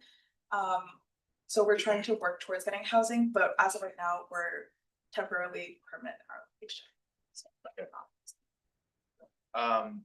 And yeah, I know, so I know we also funded like the housing situation. So is that just like rental or was it as like your housing here? I believe it was, I think they said that like some of the contingency fund that we gave specifically for the vehicle then went to housing. Yes, I think a lot of basically all of our housing funds go through wellness. So our housing this past, I think we moved into it approximately 1 or 2 years ago. That was kind of a last ditch. We didn't have anywhere else to go and we would have been homeless if we didn't move to this place. So wellness decided to put us here. That's what we used for that. And who owns the property that you all are in now? Not campus apartments, University Associates. Okay, so it's not a Penn owned. I think it's under wellness because they want to keep us under their bases to. But they're charging the money. They're charging you to live there. Okay. But the then- money doesn't come out of us, it comes out of us. I see, So they're charging themselves. sorry. So they're charging themselves. Yeah, in a sense. And then, finally, when are you guys in service normally? We're in service, so weekdays we're in service from 5 to 7, 5 p.m. to 7 a.m. And then weekends we're in service 24/7, 24 hours. Okay, thank you so much. I appreciate everything. you're doing. Any other questions for? Nope. Okay, thank you so much.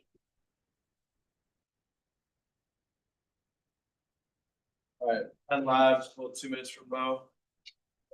Yeah, pretty simple, just internal costs that was standardized across all the branches. They were cut. Yeah. Okay, 5 minutes now for. I'll just say that. So yeah, sorry. Like as is standardized as everyone else, just internal costs being cut. Great, okay, 5 minutes now for Penn Labs. Cool. Hey guys, I'm John. I'm one of the Penn Labs co-directors. You all, I assume, have used some of our products. Just a couple stats, because I think this is a pretty good time to talk about it. This past school year, we had 105,000 GSR bookings. We had 6,800 individual GSR booking users. So, and that's just in Penn Mobile. We have over 650 clubs in Penn Clubs. 70 of which used, more than 70 of which used Penn Clubs for their club applications this past year. We had 10,000 office hours questions asked within the SIS department using our product. And that equated to more than 3,000 students who benefited from our software. So one of the biggest things for us is we're always looking at new features, and that comes from our users, or not our users, our developers being really attached to their product and seeing that its value is reciprocated throughout the Penn community. So we have a couple things in the pipeline for you guys, just to, we're working on stuff constantly. We actually tried to push Amy Gutman Hall study room bookings like in the past hour or so, and it didn't pan out, but whatever. We have people actively working on it right now.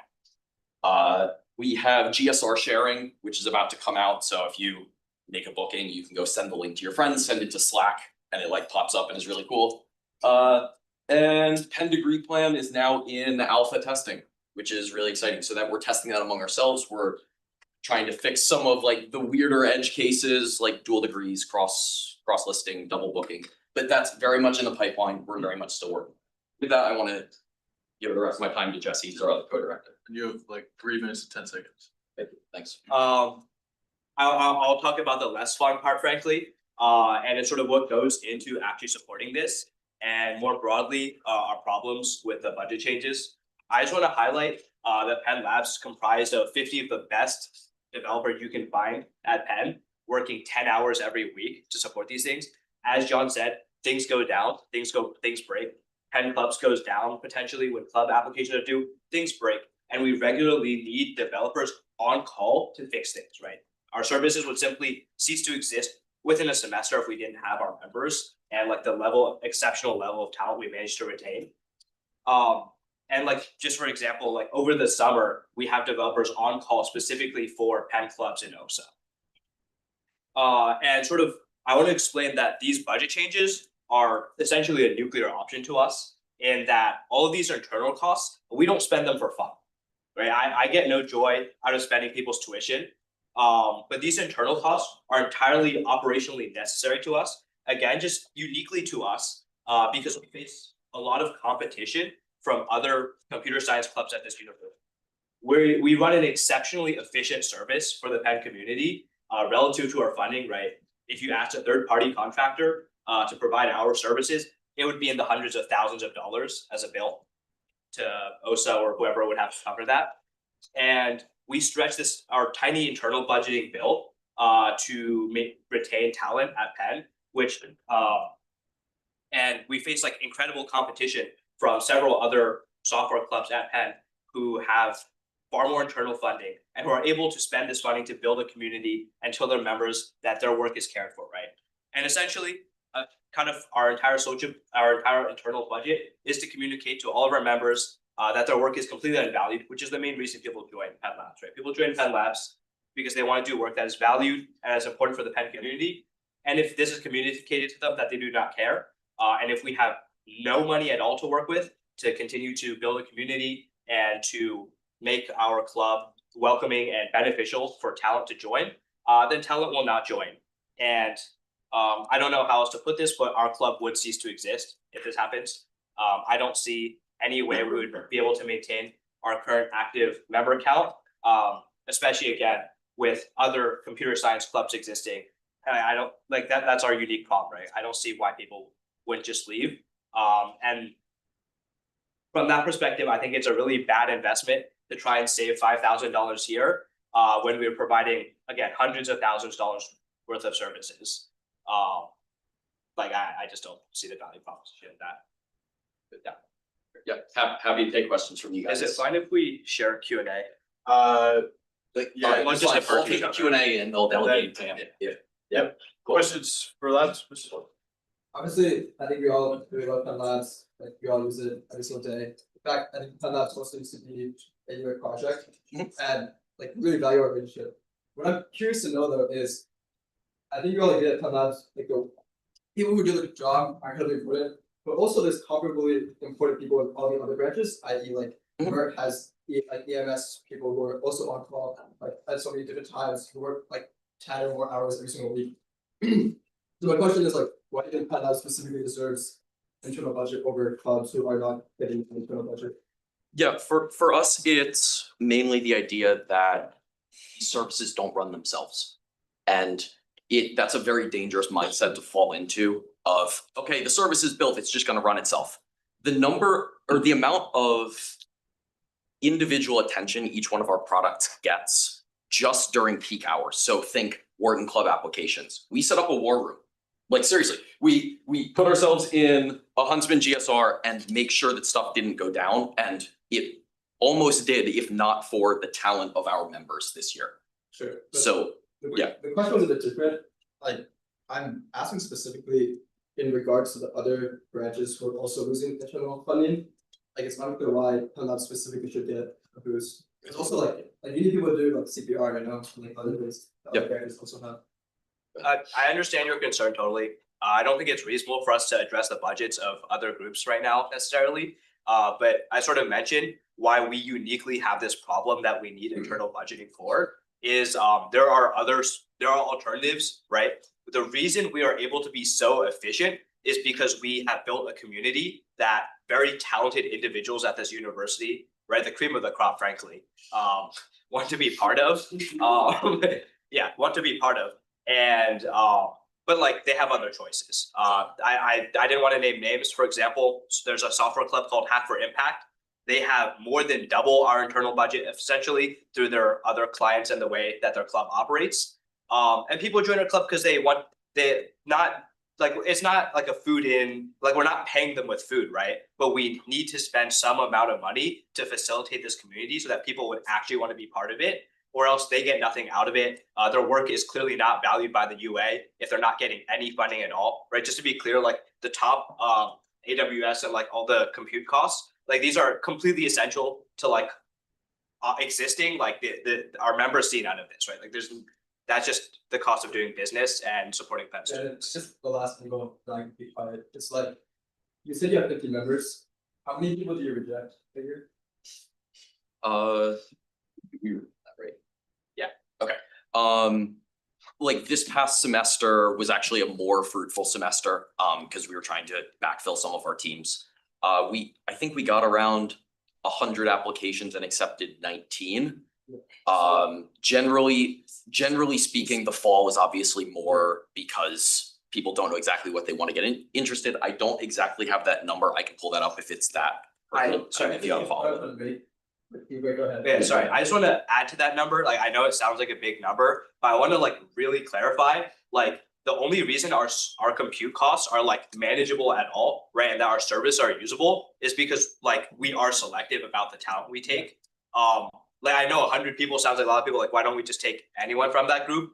If you took literally anyone from that group, this is gonna sound like not nice, but Penn Labs would go down, our products would be terrible if like, again, if we were not able to retain the best talent, frankly. Sure. Yeah, I think the point I'm trying to make though is, it's hard for me to believe that out of the 50 members, their main incentive to do the work at Penn Labs is if they get like a Patagonia, and they feel like they get like. We don't have that. And so I guess it's unclear, like, do you think if you lost your internal funding, like some like other members are gonna like quit? Yes. Okay. Yes, I think they will, and they have every incentive to. There's. You're talking, right, right now we spend money to show our members that the work that they do, the on-call hours that they spend on our products are valued at the highest levels of student government. That says that, no, it's fine. We'll keep your products up, but you have no incentive to work on them. Yeah. That's what that says. And I think that's unacceptable, honestly. First, to reaffirm that as UA or community, we like value Penn Labs, MERT, or any other like UA funded like organizations as much, and like Penn Labs like this like makes our life really easier as students, and like we don't want to like we don't want to do it like on purpose. And just quick question, are you looking to have like external clients as other clubs are doing for like additional budget, additional like funding? And yeah, that's I mean. So additional clients or additional revenue? Both, like clients as other clubs are doing. Not really is the answer. And the simple answer is because it would divert away from our core mission, right? Our mission is to serve the Penn community and to build products for Penn students to use. I don't see how taking it outside clients would support our mission. Do you guys get external scholarship, sponsorships? Yes. So- And to elaborate on that, because I know your follow-up question. This cloud hosting is not the complete picture, right? If you go a couple years back, you see that like we requested, okay, it's not there, but that year where it was $5,000 more, that's still not the complete picture. If you want the complete picture of how much our cloud hosting costs, it's $25,000 a year in AWS, followed by an additional $6,500 additional dollars in like SMS messages for Penn Course Alert, email hosting, stuff like that. Any additional money that we bring in, so some of it is from ISC, so like we get an additional subsidy to try to offset those costs. Any additional money we bring in is to try to just make this picture work. Okay, I wanna continue my question, so for the people who are like, you're saying like, you know, sometimes you need people to be like on call like late hours and stuff like that. I believe that these sponsorships could be used to like subsidize food for people like who are like having to work overtime or like specific hours. And also ISC does like contribute, like cover a lot of like, it helps a lot with the costs that you guys incur like in our conversations with them and with you guys. My other thing is you're saying that people would instantly drop if there's no funding. I would like to believe that that would probably not be true because I know that people care a lot about experience. People at Penn are competitive. People want like things on the resume. Being involved in this club that does like a major thing for all Penn students. Like people would be okay, in my opinion, to like eat the cost of like not having food or not going to retreat or not having like Patagonia merch 2 years ago. Right, no question, like. So like, am I like, why would the, I guess, sponsorships not be used for those costs? Okay, so to address your first question, why are sponsorships not going to directly cover food? The answer is we feel it's more important that we make our absurd cloud expenditures work instead, like before we go and make food work. So that's to answer your question. I mean, again, we usually require extra money in cloud hosting a lot of the time. So any efforts we can make to make that picture work, we think is worth doing.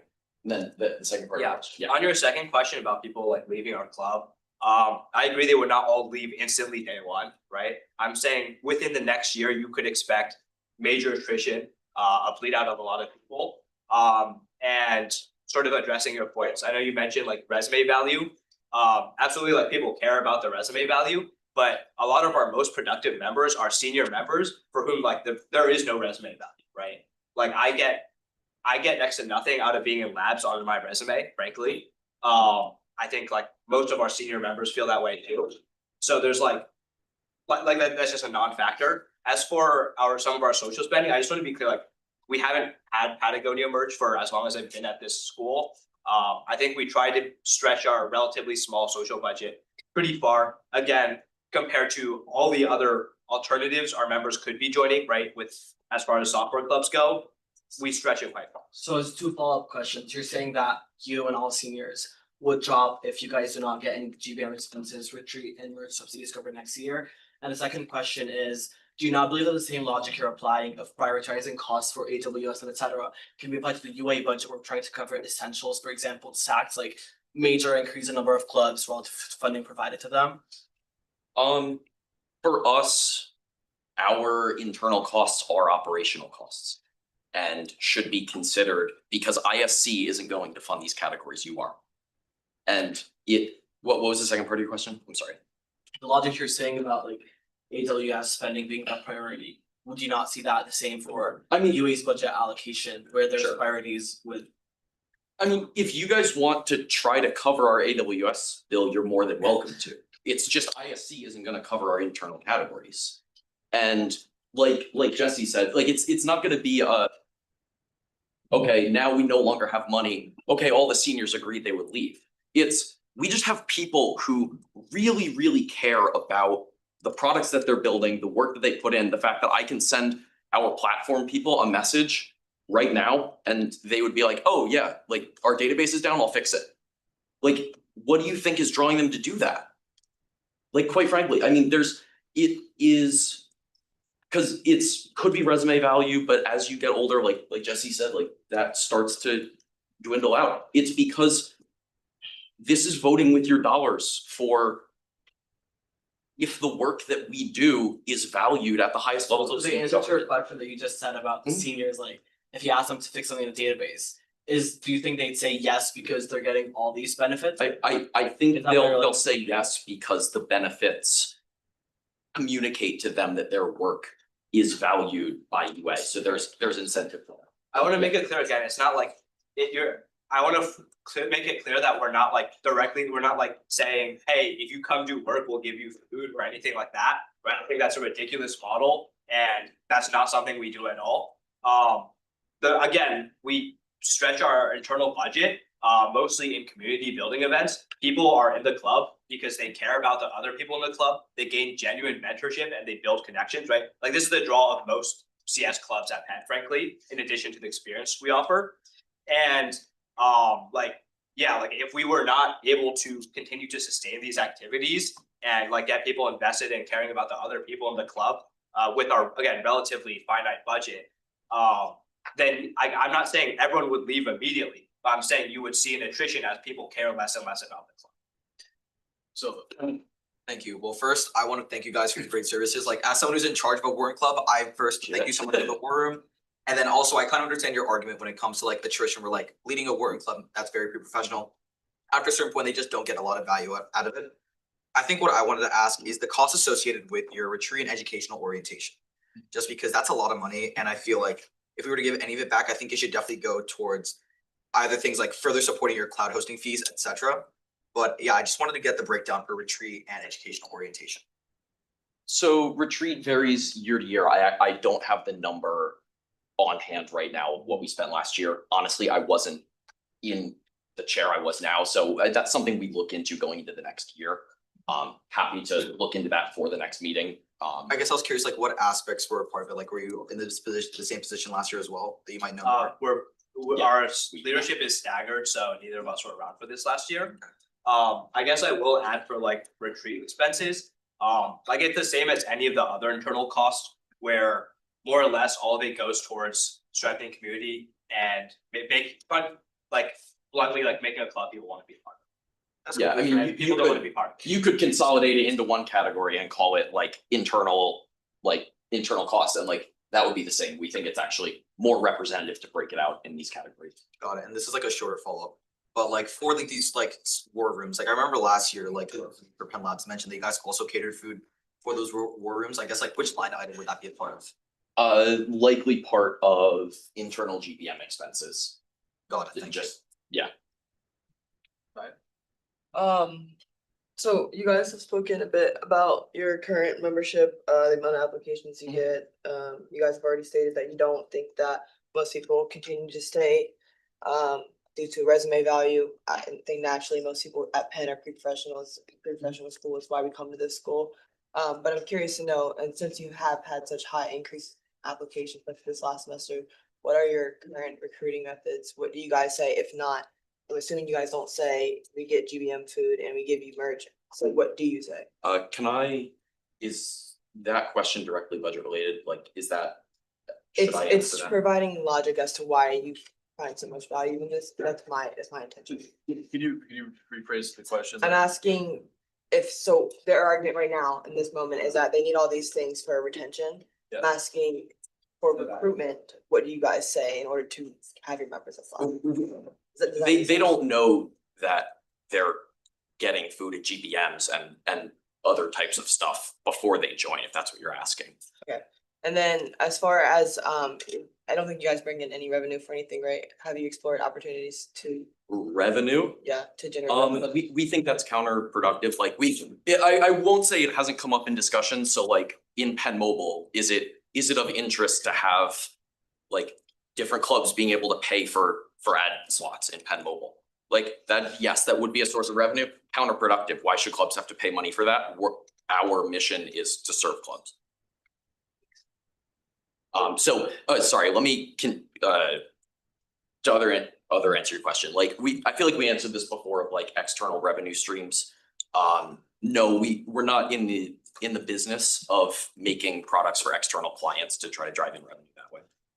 Yadu? Yeah, give me a second. Okay, we'll go good, or Julia. So I'm on your advisory board. I so appreciate the work that you guys do. And a lot of our discussions like surround funding for, I'm not gonna get the acronyms right, but like AWS and like trying to like, their service costs a lot of money and like trying to like, and they take up a lot of energy and a lot of time. And I just want to, can you just tell everyone more about that and just like the funding that comes from these outside sources and like what it's used for? Funding from the outside sources or From like what we spend our money on. Yeah, Tiffany's a part of, yeah. Go for it. I'm glad to give like a line item breakdown. We did prepare for this. I just want to first off preface, a lot of these are gonna be big numbers for what we spend on compute, or essentially like the computers or servers that host and like make our services accessible to Penn students. I want to be clear, these are already like for the services provided, like the numbers we're seeing, incredibly low numbers, right? One of the main reasons having top talent at Penn, like being able to retain the best talent we have, like one of the main reasons we want this is because we have people who have top of the line industry experience. And it allows us to keep these costs down. These would be orders of magnitude higher if our developers were not, again, as talented as they are. But in the compute category, we spend somewhere around $25,000 annually on AWS. So more than our entire UA budget, right, just to be clear. To bump in, AWS is Amazon Web Services. They host our database, but also other compute costs. So like our backend services for Penn Mobile or our front end services for Penn Course. It's the computers that make everything do that. We spend around $5,000 annually for SMS. So this is when students use Penn Course Alert. This like it's not free to text students that the course is open. We are always exploring alternatives to this that decreases costs, as this has increased recently with so many people using Penn Course Alert this semester especially. We spend around $900 for email services, similar line for Penn Course Alert. We list it as developer efficiency category. We spend on domains. So this is like going to Penn Course Review, right? That costs money. $1,200 for our Slack subscription. I think it's pretty justified. We use it a lot. It's pretty critical to what we do. We spend $120 annually on a Google Workspace. We spend $840 for Fly.io. It's kind of technical, but this is sort of similar to the AWS cost, where it's just critical to us being like existing and like Penn service, our Penn Labs apps like working at all. They help us get HTTPS. They're the provider of that. Yeah, and then there's a few hundred others in like Docker and Ayurveda. These are again, just like sort of technical things where like there's just some baseline cost of business. And like having these services on the internet and accessible to Penn students. There's really no way around these, frankly. And then lastly, monitoring and observability.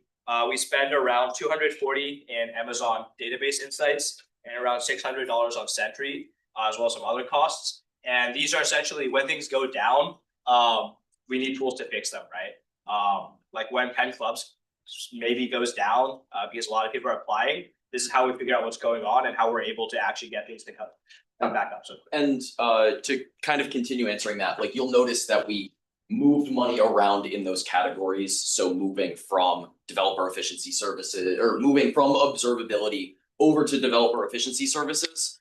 That was in an effort to have those categories better reflect our budget. I will also say that monitoring and efficiency, the things that we listed were not the amount that we were requesting, but that is in our interest in the next year because our monitoring and observability is particularly bad. And that's something that just from a product reliability standpoint, we are looking to expand, and that costs money. For the tribute, would you say your like an average member like had a worse experience in the club this year as opposed to previous years? Yes. So I can expand on that a little bit. Number one came from budget cuts last year. And what this amounts to is we had to lower the amount of processing power given to our database, which runs all of our products. And the downstream effects of that were we've had more incidents in the past year and more alarms pagering my phone of, hey, your database is down. Like, and those are again during peak hours. So you're talking Wharton Penn Clubs. You're talking at the end of advanced registration or in and around the ad drop deadline, people playing around with their course plan, looking stuff up. These services are taxing our database in a way that they haven't before and is putting more stress on us in the past year. But like community wise, like personal motivation wise, like yeah, I can speak to that. I think definitely like the budget cuts have been felt. Right, if you look at the line items, we're just not able to do events with as much frequency. One of John and I's main problems, like when we're talking about problems we need to address for the club, is member retention and continuing to improve this, right? I think we've possibly gotten better in some ways at stretching our budget, but it's been very much felt. I would say it's quite bad for our club. And I want to be really clear, like, I think we're, again, if you compare to like other clubs that do similar things at Penn, we are incredibly efficient with our spend in this category. But there is some baseline where if you reduce it below that, it's not sustainable. Let me make a motion. Just say it. Yeah. Motion to last Q&A. Second. All of those elected members in favor? Any opposed? Motion clearly passes. Thank you all. Appreciate it. Thanks. Supposed to be doing. He's taking a phone call right now. Okay, well, you have 2 minutes to present. You could filibuster for a little bit. You can say. He's gonna. Yeah, we'll just. I'll just present. Oh, here he is. Okay. 2 minutes for Mo. So for stack, Perp walk a little bit. And he's. Anyway, are they supposed to be? most of the line items have not changed. The only thing has been the main like stack. I'm sorry. Wait, I hate to interrupt the conversation here. I'm so sorry. We're just trying to get through it. If you want to follow up. No, you're all good. Like, feel free to exchange contact, bro. But we just have to hear the next section. I appreciate it. Okay, so SAC's budget, mostly not changed beside the main SAC line item. You can see overall there's a net percentage decrease, but actually it is an increase in the amount available to allocate to student clubs. As we'll talk about in the cover sheet, the music department used to get funding $53,000 out of SAC that was not paid out to student clubs. It was brought to our attention and we're phasing out of funding them. So technically SAC has more money to give to student clubs. So last year, the total allocation was $1,010,000. The amount available for student groups was that amount minus $53,000. So right now there is a net like $40K increase in amount of money available for SAC to give other groups. All right, 5 minutes for you, Zach. Yeah, sure. So as I was kind of alluding to in my opening statement, Mo has been a great partner throughout this process. As you all know, if you are involved with clubs, especially if you're involved in club financing, Zach does a lot of work to ensure, that all students from all backgrounds, if a group of them come together to express an interest, to express themselves, we're there to support them. And when the UA funds SAC, they're sending a strong message that they support all of the people that put you in office. So again, that's that. Thank you. Questions for SAC? Questions, if there are, I do have one question. Oh, really? So I know you all have shifted your funding structure this year. Yeah. How much, like, have you used all the money so far? I know the last funding round is coming up. And do you expect any changes to that moving forward? No, we're projected to close out at 0. So the exact amount that we requested last year is actually going to be the exact amount that we allocate to student groups. So no surplus. Yeah, just so. I guess that kind of defeats the point of my question. I was gonna ask, like, I would have you love ever to had ask you like a question. historically? Like, I was just gonna ask, like, have you ever had rollover from SAC contingency and what happens with that? Ever, like, historically? Yeah. I think about 2 financial years ago we did, but it was like minor, maybe like 10K. Yeah, so I was just curious. I'm sorry, I don't know, I've been doing. I noticed up here that there's no social line item. You don't buy food ever using SAC funds. Using the funds that you allocate, no. Oh. That you allocate, not OSA. What funds? What, I invite you to forward all questions to OSA, Katie Bond. I will. Other questions for SAC? I do have a, oh, sorry, please. Is SAC on the common funding application? So common funding application is not a thing anymore for most groups. If you want funding through SAC, it's through SAC Online. To kind of co-opt Mo's answer, we basically have become the common funding app. Sorry, wait, can you repeat what you said? Effectively, this isn't like how it would be in writing, but effectively we have become the common funding app. A bunch of different funding pools came together under SAC over the past 7 years. I have a couple questions. SAC, administrative costs.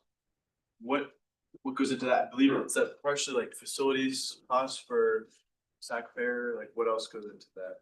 Yeah. I would yield time to Mo as well. So, trying to get details for that probably by next meeting, but a lot of it goes into SAC fair. Cause you have to rent out spots, like on campus plus, equipment used like tables and stuff like that. I also wanna say, I think part of it goes into the website and SAC Online. But I will get more details by. Because obviously there wasn't a SAC fair in the future, so is there more money there that had to be spent? To reclaim some of my time, Mo's completely correct. Basically, everything that isn't us giving money directly to clubs is covered there. And not as much as Penn Labs, we love you guys, but if you look at the services that SAC does in addition to straight direct transfers, it's more than you would expect, right? The website, rooms for clubs, etc. Not like H&S funding, but just, the SAC there. And then, so I know it's a little trickier to ask you questions because we, $1 million line item there. And you all, like, we're grilling you now, No, we're grilling these other branches. What do you do to ensure that funds are being used appropriately and efficiently when you allocate them to clubs? Yeah, no, don't worry at all. Totally fair question. Anyone who is a club treasurer knows how stringent the guidelines are, and doubly so, you know how annoying we can be where we just reject funding requests, even if one clerical error is on your application. So bringing that all together to your question, we are incredibly diligent with the funds that the UA gives us, and we respect the $1 million budget. And have you, with cuts previously, has some of that due diligence work or waned? I wouldn't say so. Of course, if you have any suggestions, we'd love to hear them, but, you know, keep our job as the SAC Executive Board, which is investigating each application that comes our way. Same thing. Any other questions for SAC? No, seeing none. Oh, sorry. Question about the like the music department, is that something that like SAC used to be involved with funding or not? I can answer this. I'll also gonna cover it in the cover sheet, but yes, the music department used to receive a funding. Last year was $53,000 to run their class Music 0070. I believe it was like, it always like got passed as like an agreement, but it was brought to my attention that the music department wanted us to like fund it and put it on a line item separately. From my and budget committee's perspective, we don't think that we should be funding the music department to run a class that people pay tuition to take a class for credit. On top of that, it's not technically a student group. So if it were to be a student group, there'd be different guidelines on how much it could be funded. So that's why it was like taken out of SAC's line item, because we want to phase out of funding it over the next few years. So wait, so just to clarify, is this now coming from like the like SAC used to pay for this, but now the UA is gonna pay for it? So think about it as out of the total 3 million allocation, 53,000 used to go to it, but it was embedded under SAC. But now it's embedded under the main $3 million dollars, which is put out on the cover sheet. And is that reflected in the difference like of the SAC? It is. So as I said earlier, when I first presented it, SAC's grant last year was $1,010,000, but the money available for student groups was $53,000 less than that amount. So this year, while they have a net decrease, they lost $53,000 that goes to the music department, but they also got a gain where probably all of the social and cuts that we did to all the branches were allocated to them to like continue supporting groups. So it sounds like, wait, okay. So does that mean they didn't in a way like see as much of a cut, like they actually were able to like, they saw a lesser cut than it like looks like on the sheet? They got a gain of They free money to allocate to student groups. Okay, I see. Yeah. Any other questions for SAC? Motion to adopt. Second. Or all elected members in favor? Any opposed? Thank you so much. Class boards, which for some reason, as opposed to spec, we don't split them up. I don't know why, but I guess it saves us time right now, so that's great. But Mo, you have 2 minutes to present. Lovely. Most allocations have been the same. Besides, again, retreat and internal funding has been cut for all branches. 2 things worth noting are the website hosting fees, which falls under junior class board. Funding that has been cut because it's not been updated in like 2 years now. So there's really no benefit in putting money into a website that no one updates, for the time being at least. And another thing is we shifted around some funds with the senior events fund to FEP Club. Because historically, most of the allocation goes to FEP Club regardless. So to better accurately represent the way the money is being spent, we just shifted around the numbers, but total allocation percentage did not change besides the retreat. Okay, so we will have, who's the?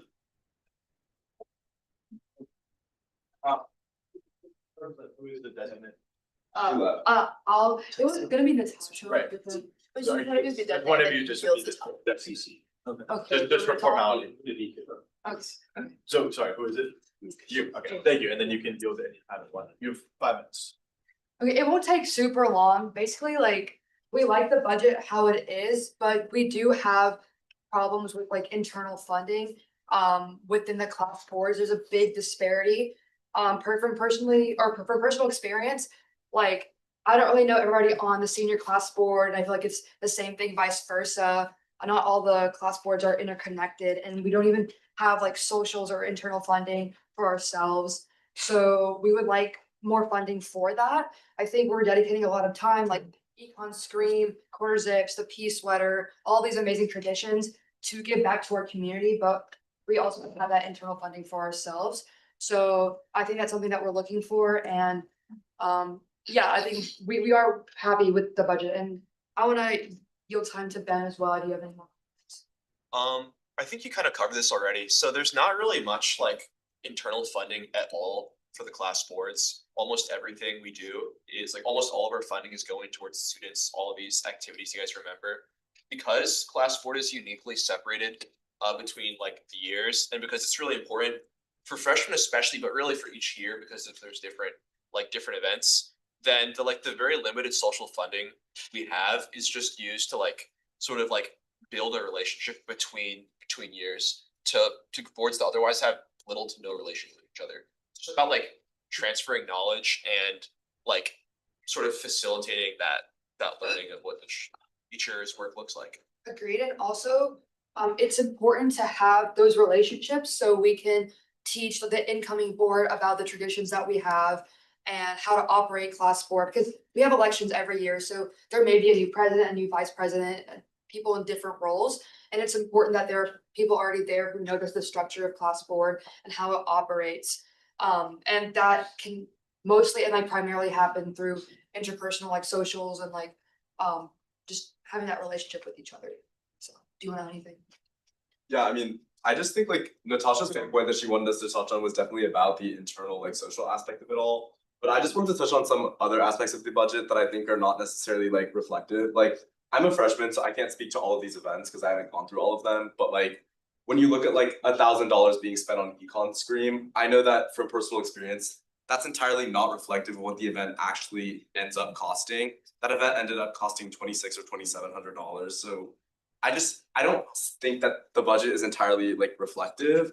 And I think that some of the cuts that were made, like the cuts to social funding, as a class boards, we never were going to spend like with only a $12,400 budget for the freshman class.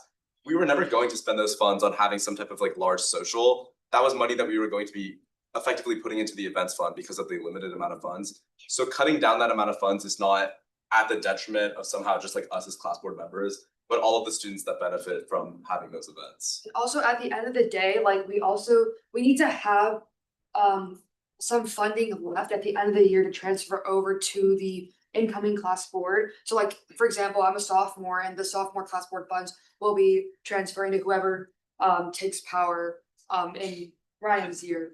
So I don't know, I feel like with the limited amount of funding for events, for the traditions, and not even having much for socials kind of affects that. Okay, point of order, I wanna say that the budget, like for the freshman class board, it was whatever was requested was put on there, so like you're saying that econ scream costs more, but in the request it was asked for 1,000, so like that's why it was granted that amount. And I have a question, can you elaborate on your experience with the retreat this year? Do you think it was an effective way of bringing all 4 classes together and passing down this knowledge? I didn't go to retreat. Okay. Did you? Thank you. Did we have a class? I don't think. It wasn't enough to cover like. We were like at Mataya, like for the. Yeah, we had basically one like meetup at like. I remember that. When Derek also liked it, but like that makes sense. Let's try to keep it one person answering this time, but. Yeah, nobody really showed up to that the Pataya like social when. I mean, some people did. I just think it's a sign that we have pretty limited social programming. Like, what are we like gonna do? You can't really have a large scale event with that now. So. Blue. Okay, I have actually a lot of questions. Let me start with the basic one. What do you use this like social funding money on? Like Is the it internal food, social, merch, retreat, or like what do you use it on? like internal social funding? Yes. I guess, yeah, like socials within the class, where like you would like to do that. Yeah, and just having maybe like food at meetings, etc. Cause like we don't have like a set meeting. I don't know what junior class board does or senior class board does, but for sophomore class board, we meet every week. So just to have funding for us, like interpersonal. Okay. Following up on that. We are not funding this year any like our funders for social funding. Why would we fund class boards? So just to address, like, I actually would sort of have to distance myself from Natasha. She was the one who wrote sort of like the preparation for class board. I don't think there's been any superfluous like spending made like for freshmen. Like we have not done any like dinners as a class board. Like we've been told by the financial coordinator that that's no longer something that's allowed. And all of the money that we spent has been on like social programming. So effectively like this like internal like social budget, like it already like doesn't really exist. Like that Pattaya event was the only event that we've had as an entire. It was like class. Why wasn't it, sorry for interrupting, but why wasn't it like reflected on the budget itself, Chichi? Like also. What is like- not reflected? Like since they don't have like internal programming, all of the money is spent on like the. Okay, so point of clarification, can I say that, like clarify? You can answer questions, yeah. So the retreat line item, it's supposed to, like, the upperclassmen or sophomore plus are supposed to plan a retreat for all of class board to attend. This year was planned for a Pattaya dinner, but attendance was not great. And internal funding can be used however the board likes, but it cannot be used to like, let's go out and have dinner and just have fun. There has to be some kind of like educational like content to it, like, oh, we're gonna go like talk about things we're gonna plan and how we can be a better class board, for example. Yeah. That's not really my question. My question is, since they're not using it and they say they use it for like the social events for the classes, so why not like just reflect that on like this? Well, that's kind of. Well, I mean, I just think I'm speaking specifically from my experience on the freshman class board with a $300 like budget. That's just not enough for like large scale like internal social programming. And also, just to add, we have a big event like sophomore class board. We have a big event coming up, Unite.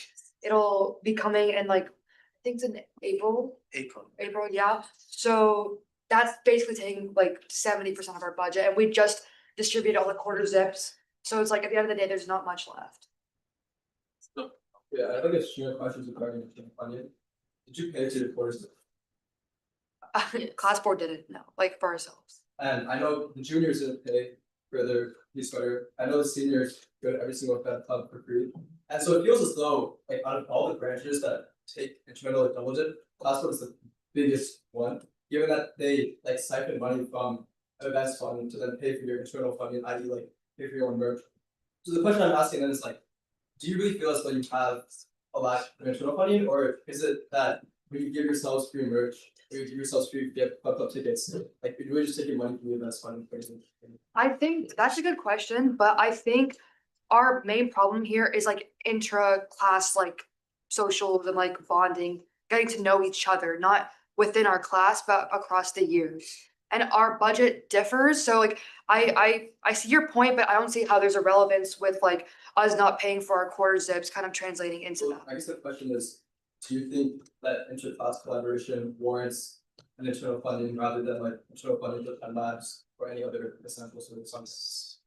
I mean, I don't think it's fair to compare because we all have different functions.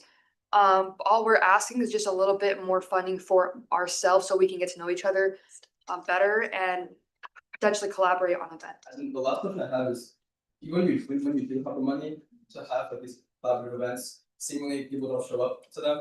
So it's like, I mean, yeah. Maybe you like didn't have this money to host the Pattaya dinner, like a really big decrease in collaborative events. So the Pattaya dinner, that was for initiation for the class of 2029. Like it wasn't really a social. That was kind of like a mandatory event. Huh?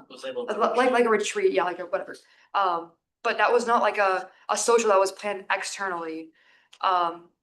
So I think we have to start somewhere, right? And if we start like having internal funding for external events, for interpersonal class board bonding, I think that could change the scene.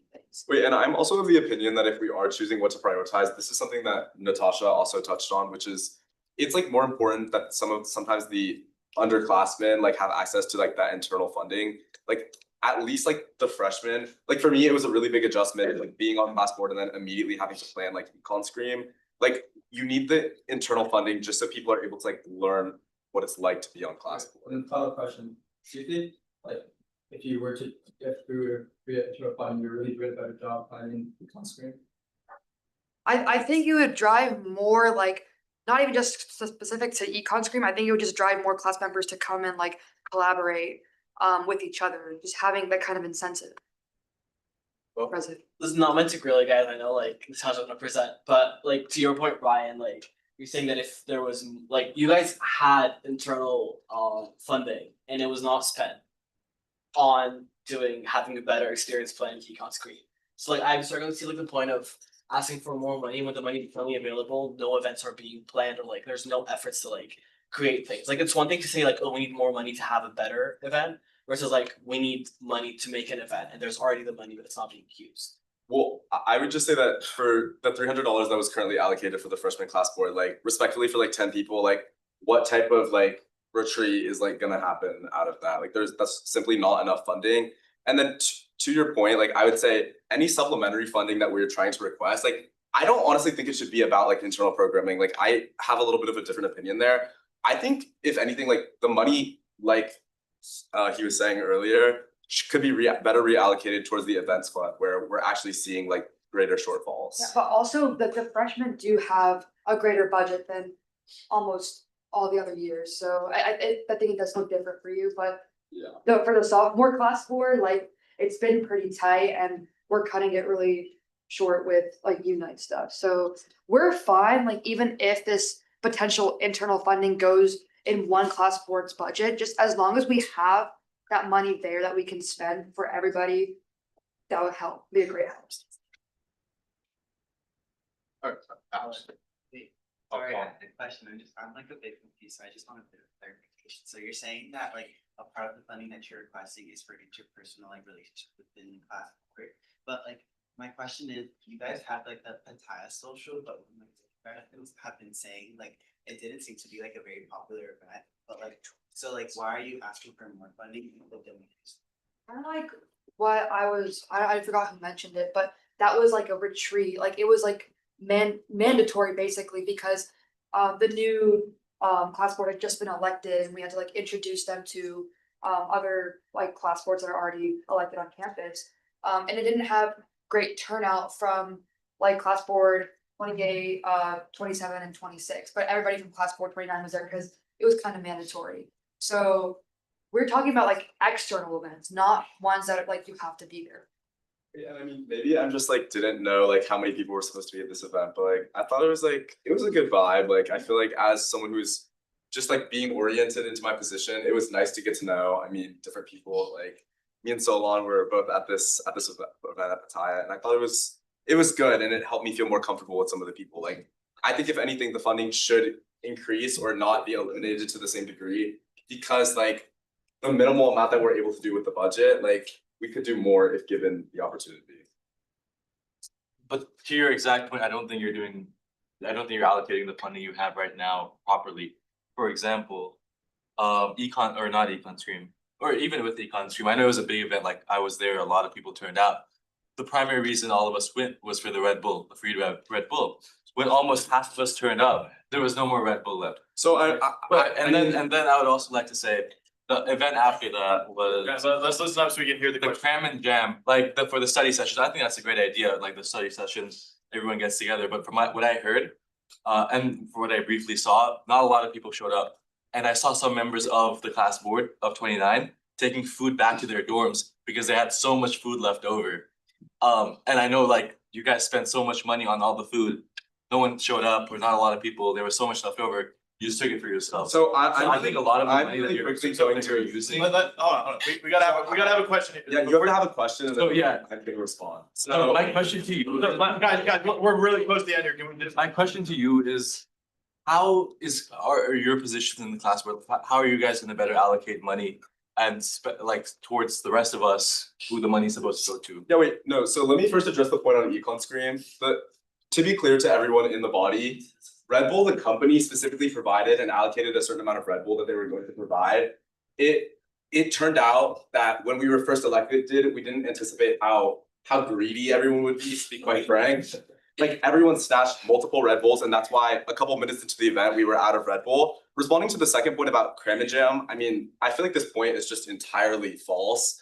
We had hundreds of people waiting for the food at Cram and Jam. And while there might have been some leftovers that the class board members had, by the time I was done with my shift working at Cram and Jam, there was no Raisin Canes, there was no halal, and I got to have a couple slices of pizza. Like, just going back to, I mean, I don't know what you might have witnessed, but that's like my experience sitting on class board. And we had literally hundreds of people waiting in Houston Hall trying to get that food. So I would just dispute the fact that there's not a certain level of engagement when it comes to class board events. Also to add on to that, another like food event that's really popular, that's collaborative across all class boards, is our Thanksgiving potluck. This year was actually insane. We ran out of food in 15 minutes and there was lines like outside of Houston. So like it's a very popular event. People are wanting to get their money's worth. People are gonna wanna come get free food, obviously. But like we don't have the budget for more food, so obviously the people in line were really disappointed that they couldn't get their 3 chicken tenders and cane sauce, like and or halal food. So I feel like if we had an expanded budget, like we are doing everything we can to allocate it in the best way possible. There's literally nothing else we can do because we have to save money for Unite, we have to save money for like, I don't know, like I don't know what your events are in the spring. I don't know what events like Class 27 has in the spring, but I know Fab Club is huge. So it's a bit complex, it's very complicated. So yeah, I think with more internal funding, we could like save some of that money that we already have and use for ourselves. Like we're not asking for much. But yeah, it also motivates people who are on board to do their jobs too. Yeah, I mean, I just think importantly, like, it's been like you guys are saying, okay, if there's money being allocated for internal programming and it's not being used, then why would we give you more money for internal programming? But I think what we're seeing right now is that the overall budget is not reflective of class board's current needs. So we're forced to siphon funds away from that specific category and then spend it on events. And if we actually had a larger amount specifically dedicated for event programming and our budget was more reflective of the actual needs of class board, then we would be able to have both better internal programming, especially for freshmen and underclassmen. And then on the other hand, we would also be able to have better events where people get their Red Bull, they get their fried chicken because we're able to have events on the scale that we would like. Motion to elapse Q&A. Second. All those elected members in favor? Any opposed? Yeah, so Thank you. We will now have Okay, so real quick, I'm gonna make this. Yeah, guys, we gotta I'll listen do up. real quick. So, NSO as our annual request, annual allocation was granted, is used to run the museum event, part of it, and preceptorials. Pre-O programs got the same amount of funding besides Penn Gen Ec, because they had a few $100 to spare, so we took that. If you know, win is a win. Music department, as explained during tax section, it's gonna be phased out over the next 5 years. So in the year 2030, 2031, we're not gonna be funding that anymore. This is everything for budget needed.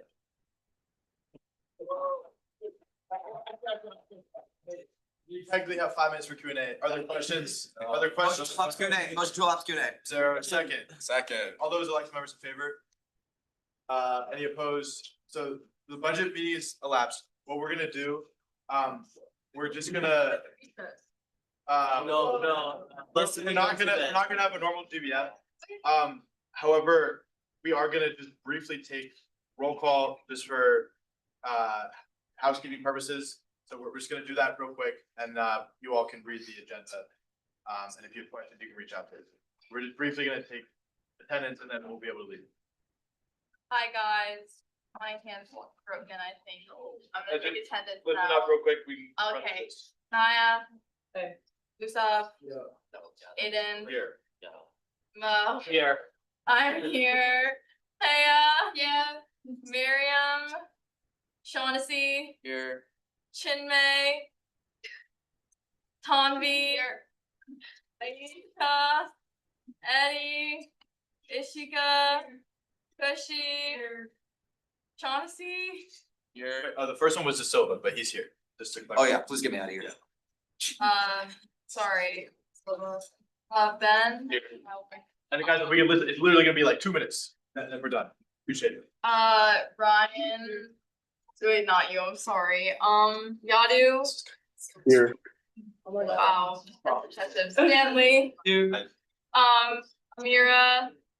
But yeah, Samyang. Here. Charmaine. Here. Solon. ZK. Sophie. Ryan. Yeah. Raka. We can just cut the side talk, please, for like 1 minute. We're in the AMs now. We're almost done. Jusaf. Awesome. Nina. Here. Kennedy. Jeffrey. Anjali. Alexa. Gracie. Vadiha. yeah. David. Nina. David. Present. Catherine. Zainab. Quiet, please. Moyalake, Emily, Melinda. Oh, sorry. Sahatra. Sorry. Kaylin. Ivanaya. Alex. Here. Simon. Jocelyn Vargas. Sophia. Here. Okay, not problem. Sumi. Ruhan. Fashion. Vaughn. Doug. Khalil. Here. Vivek. Dawson. Aryan. Here.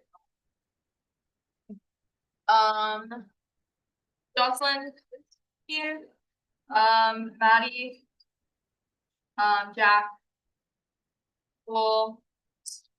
Isha. Pablo Tang. Bavia. Thank you all. Appreciate it. Wait, really quickly. Obviously, yes, please read the agenda. Also, like, I just want to commend you all. This is like your first budget GBM for a lot of you. I know everyone's frustrated and tired. Quite literally signed up for this, so it sucks. But like, this is like the one thing we prepare for. We're allocating $4 million. I mean, whoa, $3 million. It's a lot billion. To several different student groups. So like, just give yourselves a pat on the back, a round of applause. Thank you. And next week we can still ask questions. We'll have amendments. Any elected member can bring amendment. We're gonna send out all this information. There'll still be questions. We'll do amendments. And we'll have debate next week as well. Thank you. Bonding. We're all in this together. I'm